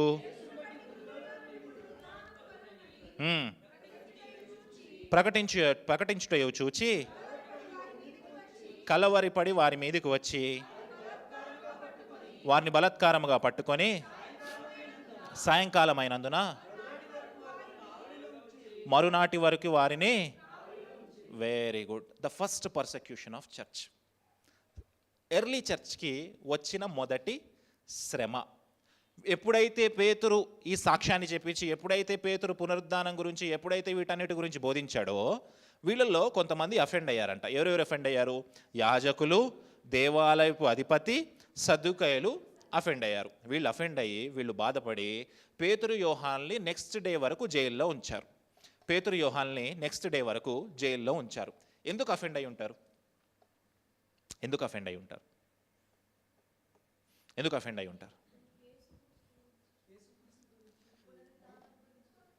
పునరుద్ధానం గురించి చెప్తే ఎందుకు అఫెండ్ అవుతారు? మీకు చెప్పాను ఇంతకుముందు. ఎవరు నమ్మరు? ఎగ్జాక్ట్లీ. సదుకేలు ఏం నమ్మరు? ఆఫ్టర్ లైఫ్ని నమ్మరు. శాస్త్రులకి పరిసయ్యులకి డిఫరెన్స్ ఏంటంటే, పరిసయ్యులకి సదుకాయలకి డిఫరెన్స్ ఏంటంటే, పరిసయ్యులు పునరుద్ధానం నమ్ముతారు, సద్దుకాయలు నమ్మరు. సద్దుకాయలు 3 విషయాల్ని నమ్మరు. ఏంటయ్యా అంటే, పునరుద్ధానాన్ని నమ్మరు, చనిపోయిన తర్వాత ఇంకొక లైఫ్ ఉంటుంది అనే విషయాన్ని నమ్మరు, దేవదూతల్ని నమ్మరు. ఈ 3 విషయాల్ని వాళ్ళు నమ్మరు. ఏ విషయాల్ని నమ్మరు? మళ్ళీ చెప్పండి. పునరుద్ధాన్ని, చనిపోయిన తర్వాత ఇంకో జీవితాన్ని, ఆఫ్టర్ లైఫ్ని, దేవదూతల్ని నమ్మరు. పరిసయ్యులు నమ్ముతారు, సద్దుకేయులు నమ్మరు. అయితే వీళ్ళ దగ్గరకు వచ్చి 2వ వచనంలో చూడండి, వారు ప్రజలకు బోధించుటయు యేసును బట్టి మృతులలో నుండి పునరుద్ధానము కలుగునని ప్రకటించు చూచి కలవరపడ్డారంటే. ఎందుకు కలవరపడ్డారు? వారు పునరుద్ధానాన్ని నమ్మరు కాబట్టి. ఎందుకు కలవరపడ్డారు? ఆఫ్టర్ లైఫ్ని వాళ్ళు నమ్మరు కాబట్టి. ఒక వ్యక్తి చనిపోతే ఇంకే అతని లైఫ్ అక్కడితోటి ఆగిపోతుంది, నెక్స్ట్ లైఫ్ లేదు అని నమ్ముతారు. ఎవరు? సద్దుకాయలు. వాళ్ళ దగ్గరికి వెళ్ళి పేతురు యోహాన్లు అఫెండ్ చేస్తూ ఉన్నారు. ఇంకో విషయం ఉంది. పేతురు యోహాన్లు సద్దుకాయలు ఒక విషయాన్ని నమ్మరు. ఏంటయ్యా అంటే యేసుక్రీస్తుని మెస్సయ్యగా నమ్మరు. ఎందుకు నమ్మరు అంటే యేసుక్రీస్తు రాకముందే 150 సంవత్సరాల క్రితము, యేసుక్రీస్తు రాకముందే 150 సంవత్సరాల ముందు ఇజ్రాయెల్ దేశము సిరియా దేశం చెరలో ఉంది. ఇజ్రాయెల్ దేశం ఎవరి చెరలో ఉంది? మరి ఇప్పుడు ఎవరి చెరలో ఉంది? ఈ టైంలో రోమన్ చెరలో ఉంది.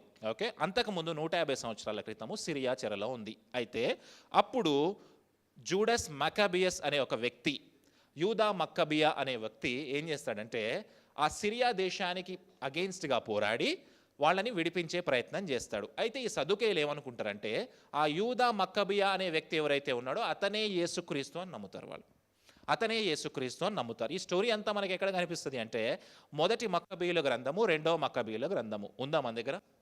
లేదు. రోమన్ క్యాథలిక్ బైబిల్లో ఉంది. రోమన్ క్యాథలిక్ బైబిల్లో ఉంది. ఎప్పుడైనా అవకాశం ఉంటే చదవండి, అలా అని చెప్పి మేరే మనం పూజించకండి వెళ్ళి. ఓకేనా? సో మొదటి మక్కాబీయుల గ్రంథము, 2వ మక్కాబీయుల గ్రంథంలో యూదా మక్కాబీయుడు అనే ఒక వ్యక్తి కనిపిస్తాడు. ఆ వ్యక్తి సిరియా రాజ్యానికి వ్యతిరేకంగా పోరాటం చేసి ఇజ్రాయేల్ ప్రజల్ని విడిపించాలనుకుంటాడు. ఆ వ్యక్తినే సద్దుకాయలు యేసుక్రీస్తు మెస్సయ్య అనుకుంటారు. ఇప్పుడు చూడండి, వీళ్ళకి నమ్మడానికి 2-3 కారణాలు యాడ్ అయిపోయినాయి. ఫస్ట్ కారణం ఏంటి? దేవదూతలు నమ్మరు, పునరుద్ధానాన్ని నమ్మరు, మరణం తర్వాత జీవితాన్ని నమ్మరు, యేసుక్రీస్తునే వీళ్ళు మెస్సయ్యగా నమ్ముతారు, వాళ్ళు నమ్మరు. అందుకే వాళ్ళు ఇదంతా విని ఏమైందంటే వాళ్ళకి వారు ప్రకటించి చూచి కలవరపడ్డారంట. ఏం పడ్డారు? గట్టిగా చెప్పాలి. కలవరపడ్డారంట. కలవరపడ్డారు. నిజమైన సత్యవాక్యం ఎప్పుడైతే మన దగ్గరకు వస్తే మనం కలవరపడతాం. సత్యవాక్యం మనల్ని కలవర పెడుతుంది, సత్యం మనల్ని కలవర పెడుతుంది. ఒకవేళ కలవర పెట్టట్లేదు అంటే అది సత్యవాక్యం కాదని అర్థం. సత్యవాక్యం మన పాపాలని కడిగేస్తుంది, మన పాపాలని గుర్తు చేస్తుంది, కలవర పెడుతుంది మనల్ని. సో ఏం చేశారంట? వెంటనే తీసుకెళ్ళి ఎక్కడ పాడేశారంట? నెక్స్ట్ డే ఈవినింగ్ వరకు చెరసాల్లో పాడేశారంట. The first persecution of the church, the first persecution of the church. మిషనరీస్గా వావ్ చర్చ్ నుంచి బయటకు వెళ్ళేవాళ్ళు జాగ్రత్తగా గుర్తుపెట్టుకోవాలి. ఫస్ట్ క్వాలిటీ ఏం చెప్పాను మీకు? ఏం చెప్పాను? 3000 సంఘం ఉన్నా సరే జేబులో రూపాయి లేదు. First quality. సెకండ్ క్వాలిటీ ఏం చెప్పాను? ఏ ప్రసంగం చెప్పినా అందులో ఎవరు కనిపించారు? యేసుక్రీస్తు కనిపించాడు. ప్రతి ప్రసంగంలో ఏముంది? సాల్వేషన్, పాపక్షమాపణ ఉంది. థర్డ్ క్వాలిటీ ఏంటి? ఇది మనకు నచ్చదు. థర్డ్ క్వాలిటీ ఏంటి? శ్రమ, పర్సెక్యూషన్. ఎంతమంది జైల్లోకి వెళ్ళారు మీలో? పోలీస్ స్టేషన్ వరకు ఎంతమంది వెళ్ళారు? చేయొద్దండి. నువ్వెందుకు వెళ్ళావు సల్మా? పోలీస్ స్టేషన్ వరకు ఎంతమంది వెళ్ళారు? నేను జైల్లోకి ఎంతమంది వెళ్ళారు? నేను కూడా వెళ్ళాను. అంటే గొడవల గురించి కాదులేండి, అది వేరే విషయం. డేవిడ్ వర్మ ఒక పాస్టర్ గారు ఉండేవారు. ఆ పాస్టర్ గారితో నాకు 19 years ఉన్నప్పుడు జైల్లోకి వెళ్ళి సువార్త చేయడానికి వెళ్ళేవాడిని, చంచల్గూడ జైల్లో. సో ఎంతమంది వెళ్ళారు జైల్లోకి? ఎప్పుడన్నా చూసారా జైలు? ఒకవేళ చూడకపోతే నెక్స్ట్ మీకు ఏం రాబోతా ఉంది? ఎంతమంది మిషనరీస్ అవ్వాలనుకున్నారు? చేయొద్దండి. జైలు అనగానే సాయి చేయత్తలేదు చూడండి. జైలు అనగానే సాయి చేయత్తలేదు. ఎంతమంది మిషనరీస్ అవ్వాలనుకుంటున్నారు? సల్మా నార్త్ ఇండియాకి వెళ్ళబోతా ఉంది. ఆమెన్.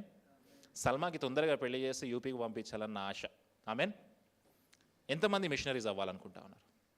చేయొద్దండి.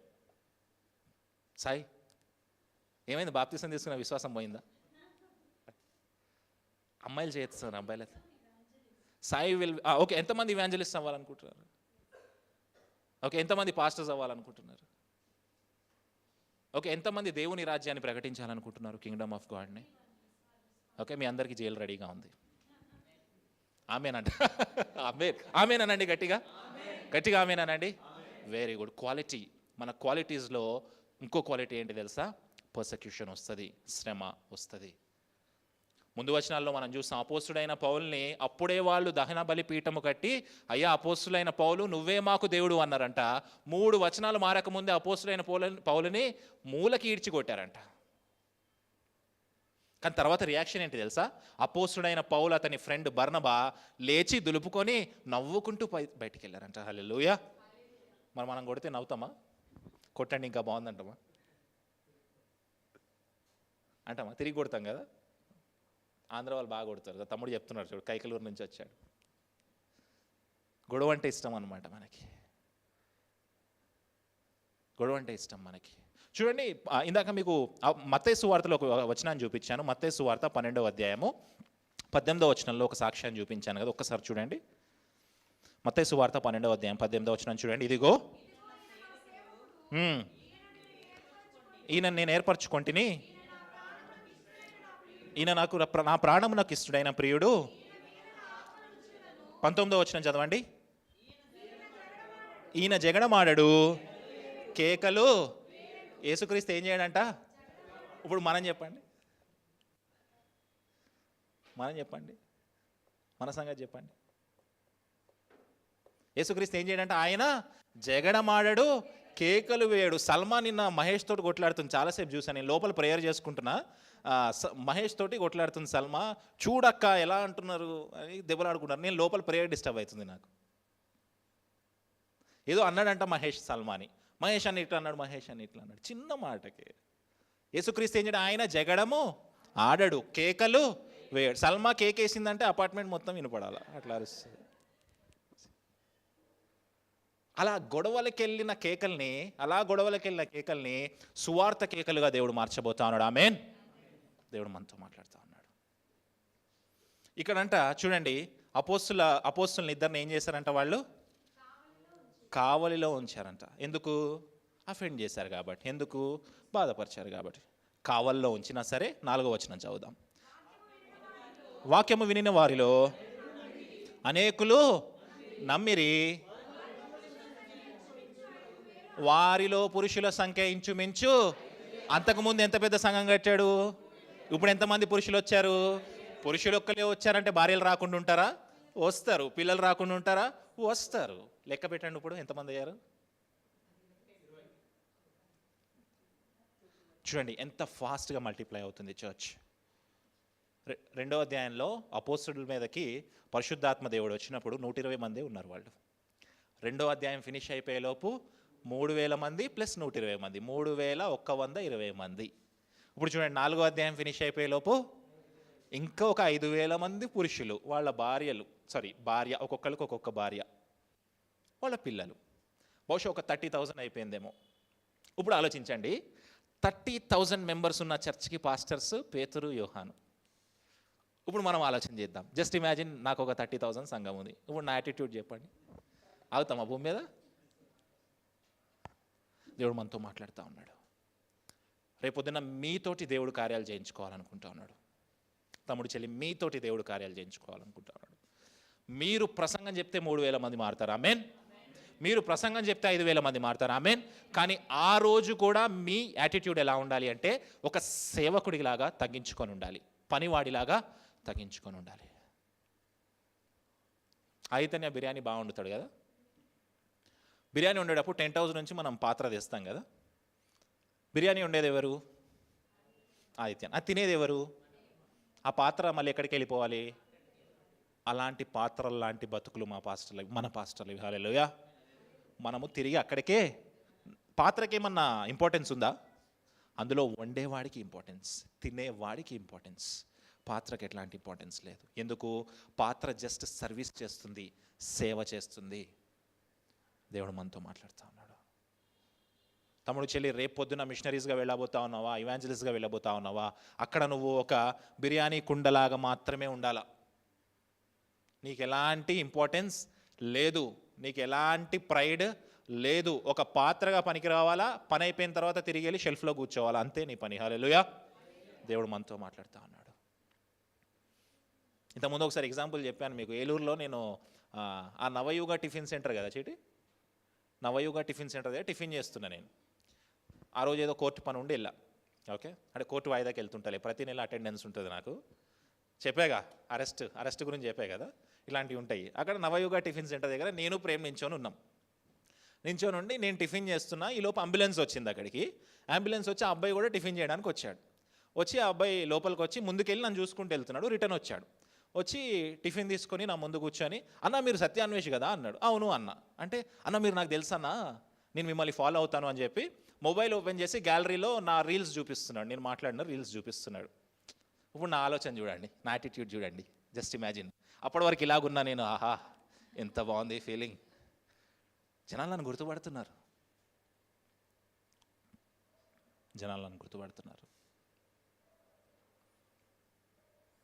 ఎవరు వచ్చారు అక్కడికి మధ్యలోకి? నేను వచ్చా.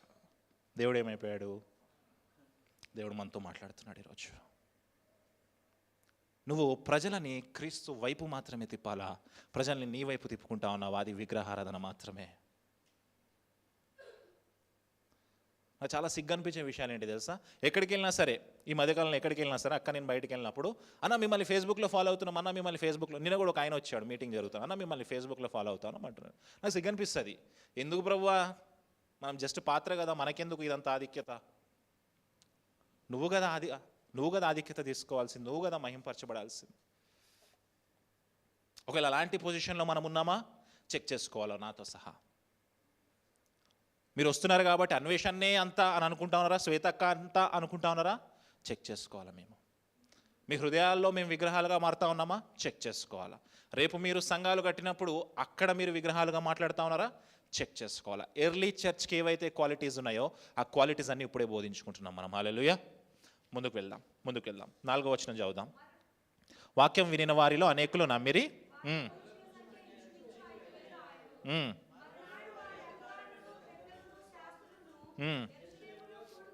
Very good. మొదటి వచనంలో ఎవరెవరు కూడుకున్నారు? యాజకులు, దేవాలయపు అధిపతి, సద్దూకయ్యులు. 3 గ్రూప్స్ కూడుకున్నాయి. ఇప్పుడు ఇంకా కొత్తోళ్ళు కనిపిస్తున్నారు చూడండి 5వ వచనం. ఎవరెవరు? అధికారులను, పెద్దలను, శాస్త్రులను. ఎంతమంది అయ్యారు టోటల్గా? జస్ట్ 2 పేతురు యోహానుల మీదకి ఎన్ని గ్రూప్స్ వచ్చాయి ఇప్పటి వరకు? 6 గ్రూప్స్ వచ్చాయి. ఈ అపోస్తుల కార్యం 4వ అధ్యాయం ఎండ్ అయ్యేలోపు టోటల్ 11 గ్రూప్స్ అవుతాయి. Total 11 groups. ఎంతమంది వీళ్ళు? 2. ఎన్ని గ్రూప్స్ వచ్చాయి వీళ్ళ మీదకి? 11 గ్రూప్స్. ఇప్పటి వరకు 6 గ్రూప్స్ వచ్చాయి. ఓకే. అధికారులను, పెద్దలను, శాస్త్రులను యెరూషలేములో కూడుకొనిరి.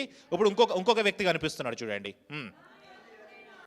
ప్రధాన యాజకుడైన అన్నయు, కయపయు, యోహానును, అలెగ్జాందరును, ప్రధాన యాజకుని బంధువులందరూ. చూడండి ఇప్పుడు ఎంతమంది అయ్యారు చూడండి. ఫస్ట్ యాజకులు, దేవాలయపు అధిపతి, సద్దూకయ్యులు, అధికారులు, పెద్దలు, శాస్త్రులు, ప్రధాన యాజకుడైన అన్నయ్యు, కయపయు, యోహానును, అలెగ్జాందరును, ప్రధాన యాజకుని బంధువులు. 11 గ్రూప్స్ అయ్యాయి. ఇప్పుడు ప్రధాన యాజకుడైన అన్నయ్యు, కయపయు వీళ్ళు ఎందుకు వచ్చారు? వీళ్ళేం చేశారు? వీళ్ళేం చేశారు? మీకు ఇంతకుముందు మత్తయి సువార్త ధ్యానం చేస్తా ఉన్నప్పుడు చెప్పాను, ప్రధాన యాజకుడు చనిపోయిన తర్వాతే ఇంకొక ప్రధాన యాజకుడు రావాలి. అంటే ప్రధాన యాజకుడికి రిటైర్మెంట్ లైఫ్ లేదు, చీఫ్ ప్రీస్ట్కి రిటైర్మెంట్ లైఫ్ లేదు. అతను చనిపోయిన తర్వాతనే ఇంకొక ప్రధాన యాజకుడు అపాయింట్ అవ్వాలి. అయితే అన్నయ్యు అనే వ్యక్తి ఉన్నాడు కదా, అతను ప్రధాన యాజకుడే. కయపయు అనే వ్యక్తి ఉన్నాడు కదా, అతను కూడా ప్రధాన యాజకుడే. అంటే అన్నయ్యు చనిపోకముందే, యానా చనిపోకముందే కయపా వచ్చాడంట. ఎందుకు వచ్చాడు? యానాని ఆ పదవిలోంచి తీసేశాడు వెలేరియస్ అనే చెప్పే ఒక రోమా అధికారి.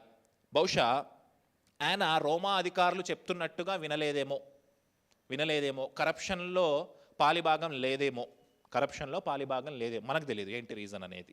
వెలేరియస్ అనే ఉన్న రోమన్ అధికారి ఈ యానా అనే చీఫ్ ప్రీస్ట్ని తీసేసి అతని ప్లేస్లోకి ఎవరిని తీసుకొచ్చాడు? కయపని తీసుకొచ్చాడు. లూకా సువార్త మనం చదివినప్పుడు మనకు విషయం అర్థమవుతుంది. యేసుక్రీస్తుని చాలా చోట్లకి తీసుకెళ్తారు నైట్ అంతా. ఫస్ట్ యానా దగ్గర తీసుకెళ్తారు, కయపా దగ్గర తీసుకెళ్తారు, పిలాతు ఇలా చాలా చోట్లకి తీసుకెళ్తారు. యానాని పదవిలోంచి తీసేసినా కూడా యానా పవర్ ఇంకా అలాగే ఉంది, ప్రజల్లో అతనికి ఉన్న పవర్ అలాగే ఉంది. అందుకే పేతురు యోహాన్ని విచారించడానికి యానా వచ్చాడు, కయపా కూడా వచ్చాడు. అయితే ఇక్కడ విషయం ఏంటయ్యా అంటే, యానాకి వీళ్ళతోటి పగ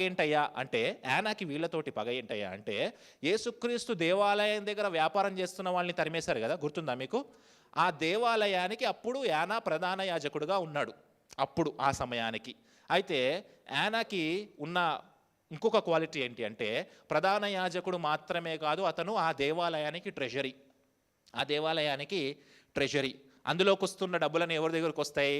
యానా దగ్గరకు వస్తాయి. ఇప్పుడు యేసుక్రీస్తు వచ్చి వాళ్ళందరినీ తరిమేసి ఆ టేబుల్ పాడేసి ఆ ఆలయానికి రావాల్సిన రాబడి అంతటినీ పేశాడు. ఇప్పుడు ఎవరికి గండిపడింది ఇక్కడ? యానాకి గండిపడింది. ఇప్పుడు యానాకి యేసుక్రీస్తు అంటే కోపం. యానాకి యేసుక్రీస్తు అంటే కోపం. ఆ యానాని ఎవరు ప్రకటిస్తున్నారు ఇక్కడ? పేతురు, యోహానులు కాదు. చూసారా, శత్రువులు పెరిగిపోతున్నారు, వీళ్ళకి శత్రువులు పెరిగిపోతున్నారు. కైపాకి కూడా కోపం. ఎందుకు కోపం? ఎందుకు కోపం? మెస్సయ్యగా చెప్పుకుంటున్నాడు కాబట్టి. వాళ్ళు మెస్సయ్య అని యేసుక్రీస్తుని నమ్మట్లేదు కాబట్టి. యానాకి వ్యక్తిగతమైన ఎజెండా ఉంది. ఎందుకు? ఆయన ప్రధాన యాజకుడుగా ఉన్నప్పుడు యేసుక్రీస్తు వచ్చి బల్లల్ని చెరిపేసి ఆలయానికి రావాల్సిన రాబడి, ఇతని పాకెట్లోకి రావాల్సిన రాబడిని రానివ్వకుండా చేశాడు. నేను కరప్షన్ చేయకుండా అతను అడ్డుకున్నాడు కాబట్టి ఆ యేసుక్రీస్తును వీళ్ళు ప్రకటిస్తున్నారు కాబట్టి ఆయనకి కోపం. కైపా కూడా వచ్చేసాడు అక్కడికి. ఎవరు వచ్చారు? కైపా కూడా వచ్చారు. ముందుకు వెళ్దాం. వారు పేతురును యోహాను మధ్యలో నిలవబెట్టి, మీరు ఏ బలము చేత ఏ నామమును బట్టి దీన్ని చేస్తారని అడుగగా, పేతురు పరిశుద్ధాత్మతో నిండిన వాడే ఇట్లా నేను వెరీ గుడ్ వీళ్ళందరూ వచ్చేసి రౌండ్ చుట్టి వీళ్ళ మధ్యలో పెట్టి క్వశ్చన్ అడుగుతున్నారంట. మీరు ఏ నామంలో చేస్తున్నారు ఇవన్నీ? మీరు ఏ నామంలో చేస్తూ ఉన్నారు ఇవన్నీ? వెంటనే పేతురు రెస్పాండ్ అవ్వడం స్టార్ట్ చేశాడు. పేతురు అలా రెస్పాండ్ అవ్వాలని పేతురికి ఎలా తెలిసింది అంటే, అలా రెస్పాండ్ అవ్వాల్సిన సిచ్యువేషన్ మీకు ఒకటి వస్తుంది, అప్పుడు మీరు ఎలా రెస్పాండ్ అవ్వాలనే విషయాన్ని నేను తెలియజేస్తానని యేసుక్రీస్తు ముందే వీళ్ళని ట్రైన్ చేసి పెట్టాడు. లూకాసు వార్త 12వ అధ్యాయము 11వ వచనము. లూకాసు వార్త 12వ అధ్యాయము 11వ వచనం. లాస్ట్ 10 minutes క్లోజ్ చేస్తున్నాను. వారు సమాజ మందిరంలో పెద్దల ఎదుటను, అధిపతుల ఎదుటను, అధికారుల ఎదుటను మిమ్మల్ని తీసుకుని పోవునప్పుడు మీరు ఎలాగూ ఏమి ఉత్తరం ఇచ్చేదమో, ఏమి మాట్లాడదుమా అని చింతింపకుడి. మీరు ఏమి చెప్పవలసినది పరిశుద్ధాత్మ ఆ గడియలోనే మీకు మిమ్మల్ని రాజుల దగ్గరికి మిమ్మల్ని తీసుకెళ్తారు, మిమ్మల్ని అధికారుల దగ్గరికి తీసుకెళ్తారు, మిమ్మల్ని పోలీస్ స్టేషన్కి తీసుకెళ్తారు, మిమ్మల్ని జైలు అధికారుల దగ్గరికి తీసుకెళ్తారు. అప్పుడు ఏం చెప్పాలా అని మీరు చింతింపొద్దు, అప్పుడు పరిశుద్ధాత్మ దేవుడు మీకు సాయం చేస్తాడని చెప్పి యేసుక్రీస్తు వారు ఆల్రెడీ వాళ్ళకి టీచింగ్ ఇచ్చేశారు. ఇప్పుడు ఆ టీచింగ్ మనం విన్నాం. ఓకే, ఇప్పుడు చెప్పండి, ఎంతమంది ఎవాంజలిస్ట్స్ అవుతారు? ఇందాక చేయతారుగా కొంతమంది. ఎంతమంది మిషనరీస్ అవుతారు? సాయి మళ్ళీ చేయించేశాడు. Very good. అర్థమవుతుందా మీకు? రేపు పొద్దున్న ఒక టైం వస్తుంది. ఎక్కడికి వెళ్తారు? పోలీస్ స్టేషన్కి వెళ్ళే టైం వస్తుంది, కోర్టులో నిలబడే టైం వస్తుంది. ప్రతి నెల నేను కోర్టుకి వెళ్తా, జడ్జి ముందు నిలబడతా. ఆ టైం వస్తుంది. ఆ టైం వచ్చినప్పుడు మీరు ఏం మాట్లాడాలి, ఏం చెప్పాలి అనే విషయం గురించి భయపడొద్దు. అప్పుడు మీకు పరిశుద్ధాత్మ దేవుడు మీరు ఎలా మాట్లాడాలి, ఎలా బోధించాలో మీకు నేర్పిస్తాడు. చాలా ఈజీ అనుకున్నారు కదా సేవ అంటే? అనుకున్నారు కదా? ఈజీ కాదు. ప్రతి నెల కోర్టుకి వెళ్ళి 15,000 రూపాయలు ఖర్చు అయితే నాకు ఎంత? ఆ డబ్బులు సంపాదించడానికి నాకు తెలుసు ఎంత కష్టపడాలో. మొన్న ఈ మధ్య ఒక ఆమె వచ్చింది, నేనే క్రీస్తుని అంది, గుర్తుందా? నేనే క్రీస్తుని అంది. ఆమె నేనే బయటికి తీసుకొచ్చా కదా, తెచ్చానా? తేవడం బాగానే ఉంది, తెచ్చే వరకు బాగానే ఉంది. 3 కోట్ల రూపాయలు డిఫమేషన్ కేసు వేసింది నా మీద. 3 కోట్ల రూపాయలు. ఈజీయా? స్టేజ్ మీద అన్నయ్య కనిపిస్తున్నాడు కదా, అది ఈజీయే. ఖర్చీఫ్లు అమ్ముకోవడం ఈజీయే, నూనె బాటిల్ అమ్ముకోవడం ఈజీయే. కానీ సేవ ఈజీ కాదు. మిషన్ వర్క్స్కి వెళ్తున్నప్పుడు అర్థమవుతుంది. సాయి మనం వెళ్ళాం కదా, భద్రాచలం ఒకసారి వెళ్ళాం కదా, ఎంత దూరం నడిచాం పైకి. ఎక్కడో కొండ మీద ఒక 5 ఫ్యామిలీలు ఉన్నాయంటే అవి వేసుకొని దుప్పట్లు వేసుకొని నడుచుకుంటూ వెళ్ళాం. కొంతసేపు ట్రాక్టర్లో వెళ్ళాం, ట్రాక్టర్ ఇరుక్కుపోతే మళ్ళీ పైకి వెళ్ళినాం. ఈజీ కాదు.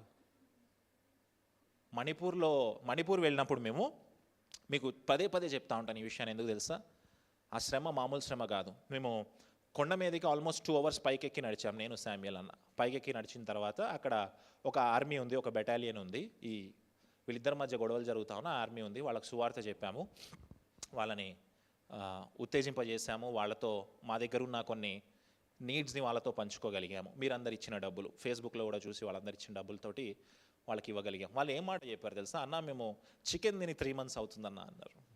ఎన్ని మంత్స్ అవుతుంది? గట్టిగా చెప్పాలి. ఎస్, మనం ఎప్పుడు తిన్నాం? వాళ్ళు ఎందుకు ఫైట్ చేస్తున్నారు తెలుసా? అక్కడ చర్చ్ని కాపాడుకోవడం కోసం. వాళ్ళు ఎందుకు ఫైట్ చేస్తున్నారు తెలుసా? అక్కడ చర్చ్ ల్యాండ్ని కాపాడుకోవడం కోసం. మనం ఇక్కడ ఏసీలో కూర్చొని చాలా హ్యాపీగా ఉన్నాము, గన్నులు పట్టుకొని ఫైట్ చేస్తున్నామా బయట? ఏమన్నా వాళ్ళలాగా ఫైట్ చేయట్లేదు. వాళ్ళన్న మాట ఏంటి తెలుసా? 3 months అయింది నాన్ వెజ్ తిని. ఆ పైకి 2 hours ఎక్కిన తర్వాత వాళ్ళు ఏమంటున్నారు తెలుసా? అన్న ఇదే ఫస్ట్ పోస్ట్ అన్న, ఆ పైన ఇంకా కొండలు ఉన్నాయి చూడండి, అక్కడ ఇంకో 20 posts ఉన్నాయి అన్నారు. నేను వద్దురా బాబు, మేము రాలేము అక్కడ వరకు. జస్ట్ ఇమాజిన్, రోజు ఆ కొండ మీద వాళ్ళు గస్తీ కాస్తూ, ఎప్పుడు చనిపోతారో తెలియదు, గస్తీ కాస్తూ క్రీస్తు కొరకు అక్కడ నిలబడి బ్రతుకుతా ఉన్నారు. హల్లెలూయా. చాలా తుచ్చమైన జీవితం అనిపిస్తుంది వాళ్ళని చూస్తే మనకి. దేవుడు మనతో మాట్లాడుతూ ఉన్నాడు. అంత ఈజీగా ఉంటుందా సేవ? అంత ఈజీగా ఉంటుందా పరిచర్య? డేవిడ్ నిన్న సాక్ష్యం చెప్తా ఉన్నాడు. పాస్టర్ డేవిడ్ ఏమంటాడో తెలుసా? 7 years వెయిట్ చేశాడంట పరిచర్య కోసం. 4 గోడల మధ్య ప్రార్థన చేస్తూ ఆ 4 గోడలే అతనికి ఫ్రెండ్స్ అయిపోయారంటే ఇక మాట్లాడడానికి ఎవరు లేరు. అంత ఈజీనా పరిచర్య అంటే? ఎన్నోసార్లు యుద్ధభూమిలోకి వెళ్తాను నేను, నా ప్రేయర్ రూమ్లోకి వెళ్ళి బయటకు వచ్చేటప్పుడు నవ్వుకుంటూ బయటకు వచ్చిన క్షణాల కంటే ఏడ్చుకుంటూ బయటకు వచ్చిన క్షణాలే ఎక్కువ.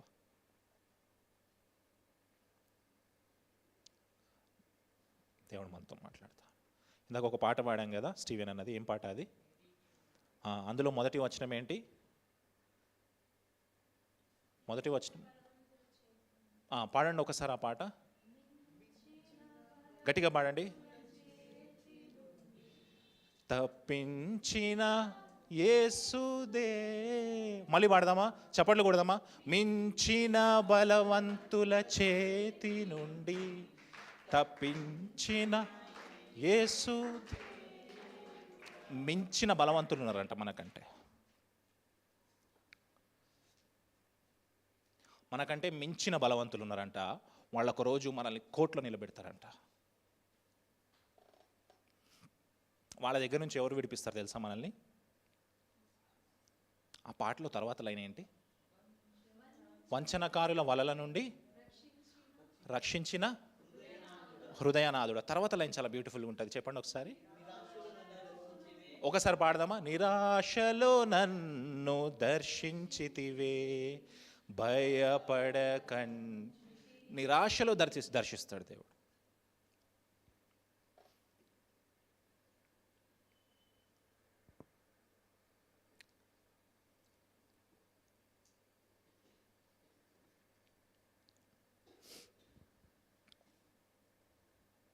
అంత ఈజీ కాదు సేవ.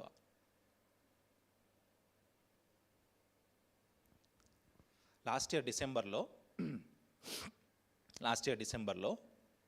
దేవుడు నన్ను పిలుస్తూ ఉన్నాడు, సంపూర్ణమైన సేవకి రా అని చెప్పి పిలుస్తూ ఉన్నప్పుడు ఆ టైంకి నేను నెలకి 5 లక్షలు సంపాదిస్తున్నాను. నెలకి 5 లక్షలు రమ్మంటుంటే నేను ఏమంటున్నా తెలుసా? ప్రభు అప్పులున్నాయి, అప్పులు తీర్చుకోకుండా నన్ను సేవలోకి రమ్మంటావు ఏంటి నువ్వు అంటే, దేవుడు నువ్వు రా అంటా అన్నాడు. ప్రతిసారి నేను రిజెక్ట్ చేస్తానే వచ్చా. ఒకరోజు జ్యోతిరాజు గారు పిలిచారు మన చర్చ్లో. బ్రదర్ మీలో ఫైర్ కనిపిస్తుంది, మీరు సేవలోకి రావాలంటే. నిన్న ఏందన్నా నువ్వు కూడా ఇట్లా మాట్లాడతావు, నేను సేవలోకి రావడం ఏంది? అప్పులు ఉన్నాయన్న, ఒక 3 సంవత్సరాలు కష్టపడితే అప్పులు తీరిపోతాయి, తర్వాత వస్తాను అంటే ఆయన ఒప్పుకోలే ఆ మాటకి. తర్వాత దేవుడు ఎలా మాట్లాడితే వింటానో అలా మాట్లాడిన తర్వాత జనవరి 1వ తారీఖు నుంచి సంపూర్ణమైన సేవలకు సమర్పించుకున్నా. ఈజీ కాదు.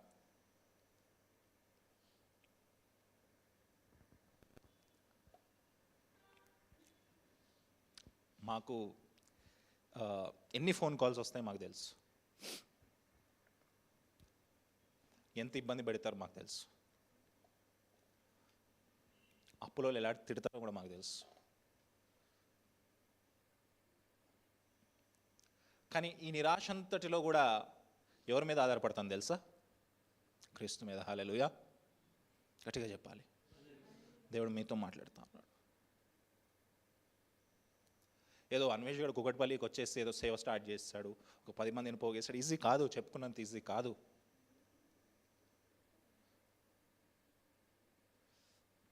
మా గురించి మేము ఏడ్చిన క్షణాల కంటే మీ గురించి మేము ఏడ్చిన క్షణాలు ఎక్కువ.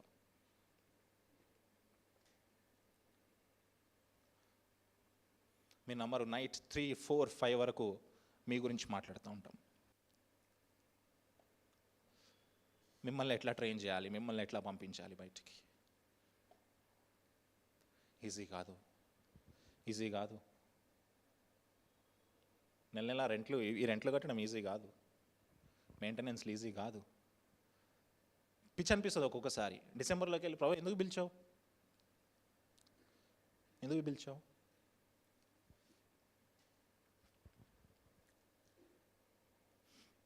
ఆ యుద్ధ భూమిలోకి వెళ్ళి ఎప్పుడు దేవుడితోటే పోరాటం చేస్తూ ఉంటాం.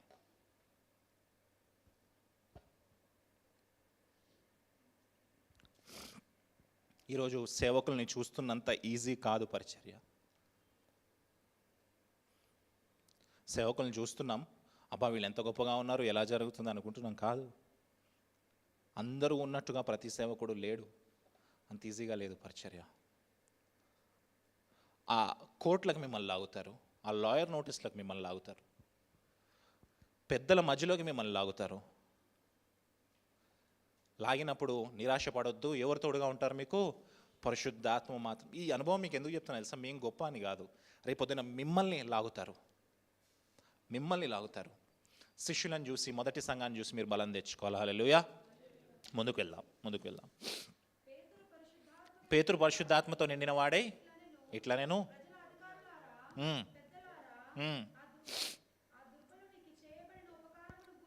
ఆ దుర్బలునికి చేయబడిన ఉపకారమును గూర్చి వాడు దేని వల్ల స్వస్థత పొందినని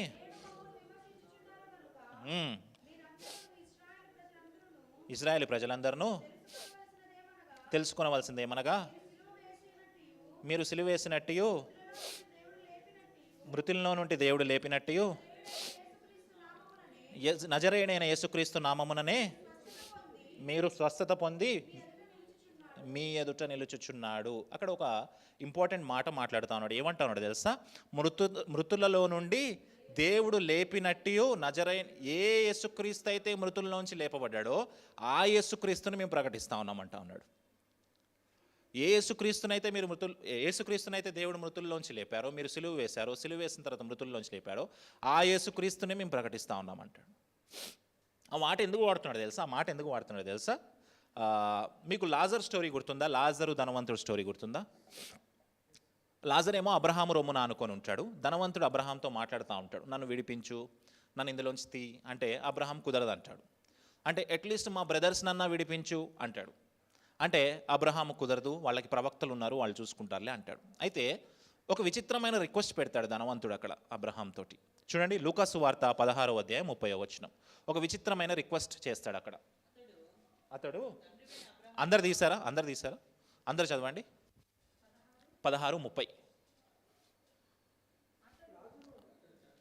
చదవాలి. అతడు, తండ్రి అయిన అబ్రహామా, అలాగుననవద్దు,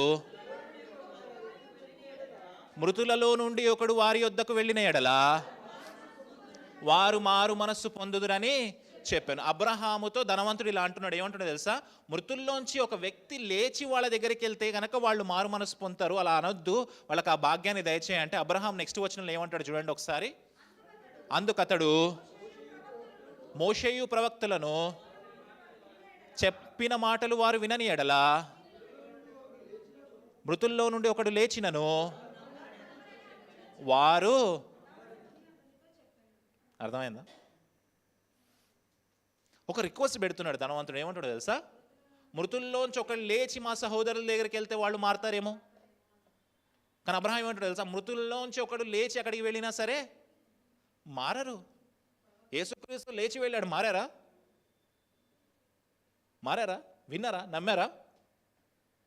మనం ఏం చేస్తాం తెలుసా, వీళ్ళు ఏం చేస్తారు తెలుసా, వాళ్ళ ముందే సాక్ష్యం కనిపిస్తూ ఉన్నా మారరు. ఉదాహరణకి యేసుక్రీస్తు మిత్రుడైన లాజర్, ఇంకో లాజర్ ఉంటాడు. లాజర్ని లేపాడు కదా, చనిపోయిన లాజర్ని లేపాడు కదా. చనిపోయిన లాజర్ని లేపిన తర్వాత అక్కడ ఉన్న శాస్త్రులు పరిచయులందరూ వెళ్ళి ఆ విషయాన్ని అందరికీ చెప్తారు. చూద్దామా, యోహాను సువార్త 11వ అధ్యాయం 45వ వచనం. యోహాను సువార్త 11వ అధ్యాయం 45వ వచనము, 45వ వచనము. కాబట్టి ఎవరు ఎద్దకు వచ్చి, యూదులలో అనేకులు ఆయనలో విశ్వాసం ఉంచిరి, కానీ వారిలో కొందరు పరిసయ్యుల యొద్దకు వెళ్ళి యేసు చేసిన కార్యముల గూర్చి వారితో చెప్పిరి.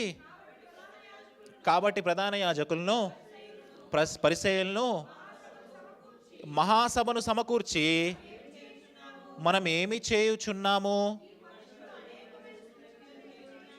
ఈ మనుషుడు అనేకమైన సూచక క్రియలు చేయుచున్నాడే అనిరంట. ఇది చూడండి. ఇప్పుడు ఈ లాజరు ధనవంతుడు చనిపోయినప్పుడు ధనవంతుడు ఒక రిక్వెస్ట్ పెట్టాడు. ఏమన్నాడు? మృతుల్లోంచి ఎవరైనా లేస్తే మా వాళ్ళు నమ్ముతారేమో అన్నాడు. ఇప్పుడు ఆ లాజరు లాంటి ఇంకో పేరు కలిగిన లాజరు ఉన్నాడు, యేసుక్రీస్తు మిత్రుడు, స్నేహితుడు, మరియా మార్తమ్మల అన్న అని అంటారు చాలామంది. ఆ లాజర్ స్వయంగా మృతుల్లోంచి లేచాడు. లేచిన తర్వాత కొంతమంది శాస్త్రులు వీళ్ళందరూ ప్రధాన యాజకుడి దగ్గరికి వెళ్ళారంట, కైపా దగ్గరికి వెళ్ళారంట. ఎవరి దగ్గరికి వెళ్ళారు? కైపా దగ్గరికి వెళ్ళారు. కైపా దగ్గరికి వెళ్ళిన తర్వాత కైపా రియాక్షన్ ఏమై ఉండాలి? లైవ్లో చూస్తున్నాడు కదా చనిపోయిన వాడు తిరిగి లేచాడని. చనిపోయిన వాడు తిరిగి లేచినప్పుడు యేసుక్రీస్తు మీద విశ్వాసం ఉంచకుండా ఏమంటున్నారంట, అసలు మనం ఏం చేద్దాం, వీళ్ళని ఏం చేస్తే వీళ్ళు కంట్రోల్ అవుతారు అని స్కెచ్ చేస్తున్నారంట. ఏం చేద్దాం, వీళ్ళని ఏం చేస్తే మనం కంట్రోల్ చేయగలము? అలాంటి మృతులలోంచి పునరుద్ధానము కలిగిన యేసుక్రీస్తుని వాళ్ళు అక్కడ ప్రకటిస్తూ ఉన్నారు. ప్రకటిస్తుంటే ఈ నాయకులు, అధికారులు, శాస్త్రులు, పరిచయులందరూ పేతురు, యోహాని ఏం చేయాలి అని చెప్పేసి స్కెచ్ చేస్తున్నారంట. దేవుని వాక్యం చెప్తా ఉంది, మృతుల్లోంచి ఒకటి లేచినా సరే వాళ్ళు మారరు, వాళ్ళకి మార్పు రాదు. ముందుకు వెళ్దామా? చివరి వచనము. ఇల్లు కట్టువారైనా మీరు తృణీకరించే రాయి ఆయనే, ఆ రాయి మూలకు, వెరీ గుడ్, ఆ రాయి మూలకు తలరాయి అయిందంట. ఈ చివరి స్టోరీ చెప్పి యాక్చువల్గా ఈ 4th చాప్టర్ మొత్తం కంప్లీట్ చేయాలి. నెక్స్ట్ వీక్ ఆ మిగతా దాన్ని మనం చూద్దాము. ఈ 11, 12 చూసి మనం ఫినిష్ చేద్దాం. 11th వర్స్లో ఆయన ఏమంటాడు చూడండి. ఇల్లు కట్టువారైన మీరు తృణీకరించిన రాయి ఆయనే, ఆ రాయి మూలకు తలరాయి ఆయను. ఒక స్టోరీ ఉంది. ఏంటయ్యా స్టోరీ అంటే, ఇది నిజంగా జరిగిందో జరగలేదో మనకు తెలియదు. జోసెఫస్ అనే బుక్లో కూడా నేను ఈ స్టోరీ చదివాను. కొన్ని జూవిష్ లిటరేచర్స్లో కూడా ఈ స్టోరీని చదివాను. ఇది నిజంగా జరిగింది అని చెప్పట్లేదు, జరగలేదు అని చెప్పట్లేదు. జాగ్రత్తగా వినండి. ఏంటయ్యా స్టోరీ అంటే, యెరూషలేము దేవాలయం కడుతున్నప్పుడు అక్కడ ఉన్న ఒక రూల్ ఏంటి అంటే, అక్కడ ఈ వర్క్ నడవకూడదు. అంటే ఈ పగలగొట్టే వర్క్ శబ్దాలు ఉంటాయి చూడండి, ఆ శబ్దాలు వర్క్ నడవకూడదు అని చెప్పేసి రూల్ పెడతారు వాళ్ళు. సొలొమోను కడతా ఉన్నప్పుడు. ఎందుకు ఆ రూల్ పెడతాడంటే, ఆ శబ్దం వల్ల దేవునికి ఏమైనా డిస్టర్బ్, వాళ్ళ ఆచారాలు చూడండి, అక్కడ ఆ వర్క్ నడవకూడదు అని చెప్పి ఒక రూల్ పెడతారు. అయితే ఈ యెరూషలేం పెద్దలందరూ ఏం చేస్తారు అంటే, ఆ రాయి ఎక్కడైతే దొరుకుతుందో ఆ క్వారీ దగ్గరికి వెళ్తారు. ఆ క్వారీ దగ్గరికి వెళ్ళి అతని దగ్గర నుంచి ఆ రాయి అతనికి డైరెక్షన్స్ ఇస్తారు, ఎలా కట్ చేయాలి ఏంటి డైరెక్షన్స్ ఇస్తారు.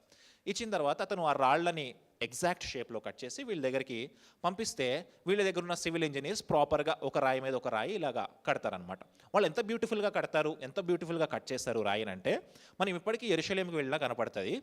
ఒక రాయిని అతికించడానికి ఎంత బ్యూటిఫుల్గా కన్స్ట్రక్షన్ చేశారంటే, సిమెంట్ వాడలేదు, ఏమీ వాడకుండానే ఒక రాయిని అతికిస్తే ఎగ్జాక్ట్గా అతుక్కున్నాయంట. అంటే ఆ రోజుల్లో నానుడి ఏంటి అంటే, అందులోకి కత్తి పెట్టినా దూరదంట. కత్తి ఎంత షార్ప్గా సన్నగా ఉంటుంది, అది పెట్టినా దూరదంట. అంత ఫైన్గా కట్ చేశారు రాయిని. అయితే ఈ క్వారీ నుంచి మెటీరియల్ ఎప్పుడైతే వచ్చిందో ఆ మెటీరియల్ అంతా వాడారు. అంత ఫైన్గా ఆ బ్లాక్స్ అన్ని డీటెయిల్డ్గా పెట్టారు. పెట్టిన తర్వాత జరిగిన విషయం ఏంటంటే, ఒక రాయి ఉంది, అది అవుట్ ఆఫ్ షేప్లో ఉంది. ఎలా ఉంది? అయితే వీళ్ళు వాడడానికి వీలు కాని రాయి ఒకటి ఉంది. అయితే వీళ్ళు ఏం చేశారంట, పనిచేసే వాళ్ళందరూ ఆ రాయిని దొర్లించేసి లోయలోకి పాడేశారంట. ఆ రాయిని దొర్లించేసి లోయలోకి పాడేసిన తర్వాత దేవాలయం అంతా కట్టిన తర్వాత ఆర్చ్ కడతాం కదా, ఆర్చ్ దగ్గర కరెక్ట్గా ఒక రాయి మిస్ అయిందంట. కరెక్ట్గా ఒక రాయి మిస్ అయింది.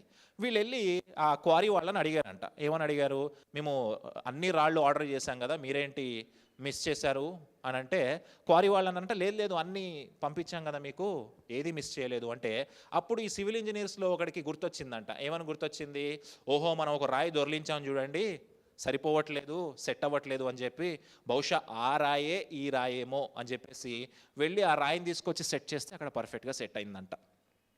ఇది స్టోరీ. ఆ స్టోరీని పేతురు యూజ్ చేసుకుంటున్నాడు.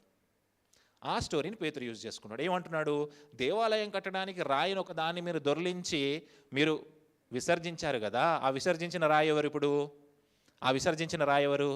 యేసుక్రీస్తు. ఆ రాయే ఏమైంది ఇప్పుడు? మూల రాయి అయి సంఘం దగ్గర కూర్చుంది, ఆ ఆర్చ్ దగ్గర కూర్చుంది. ఆ రాయి వచ్చిన తర్వాతే ఆ సంఘము కంప్లీట్ అయింది. ఆ రాయి వచ్చిన తర్వాతే ఆ దేవాలయము కంప్లీట్ అయ్యింది. కానీ ఆ రాయిని వీళ్ళు ఏం చేశారు? విసర్జించారు. ఇప్పుడు నీకు నాకు పర్ఫెక్షన్ ఏంటయ్యా అంటే మనం విసర్జించే యేసుక్రీస్తే మన లైఫ్కి పర్ఫెక్షన్. మన సంఘానికి పర్ఫెక్షన్ ఏంటయ్యా అంటే మనం విసర్జించిన యేసుక్రీస్తే మనకి పర్ఫెక్షన్. హల్లెలూయా. దేవుడు మనతో మాట్లాడుతూ ఉన్నాడు. మరి మీలో యేసుక్రీస్తున్నాడా? ప్రశ్న. మీ సంఘంలో యేసుక్రీస్తున్నాడా? ప్రశ్న. మీ సంఘంలో యేసుక్రీస్తుని లోయలోకి దొర్లించేశారా? యేసుక్రీస్తు ప్లేస్లోకి పాస్టర్ వచ్చాడా? ప్రశ్న. దేవుడు మాట్లాడుతూ ఉన్నాడు. మీరు అలాగా విసర్జించారు కదా ఒక రాయి, ఆ రాయి ఎవరో కాదు, ఆ రాయే యేసుక్రీస్తు అని పేతురు చెప్తున్నాడు. చివరి వచనం చదువుదాం, 12వ వచనం.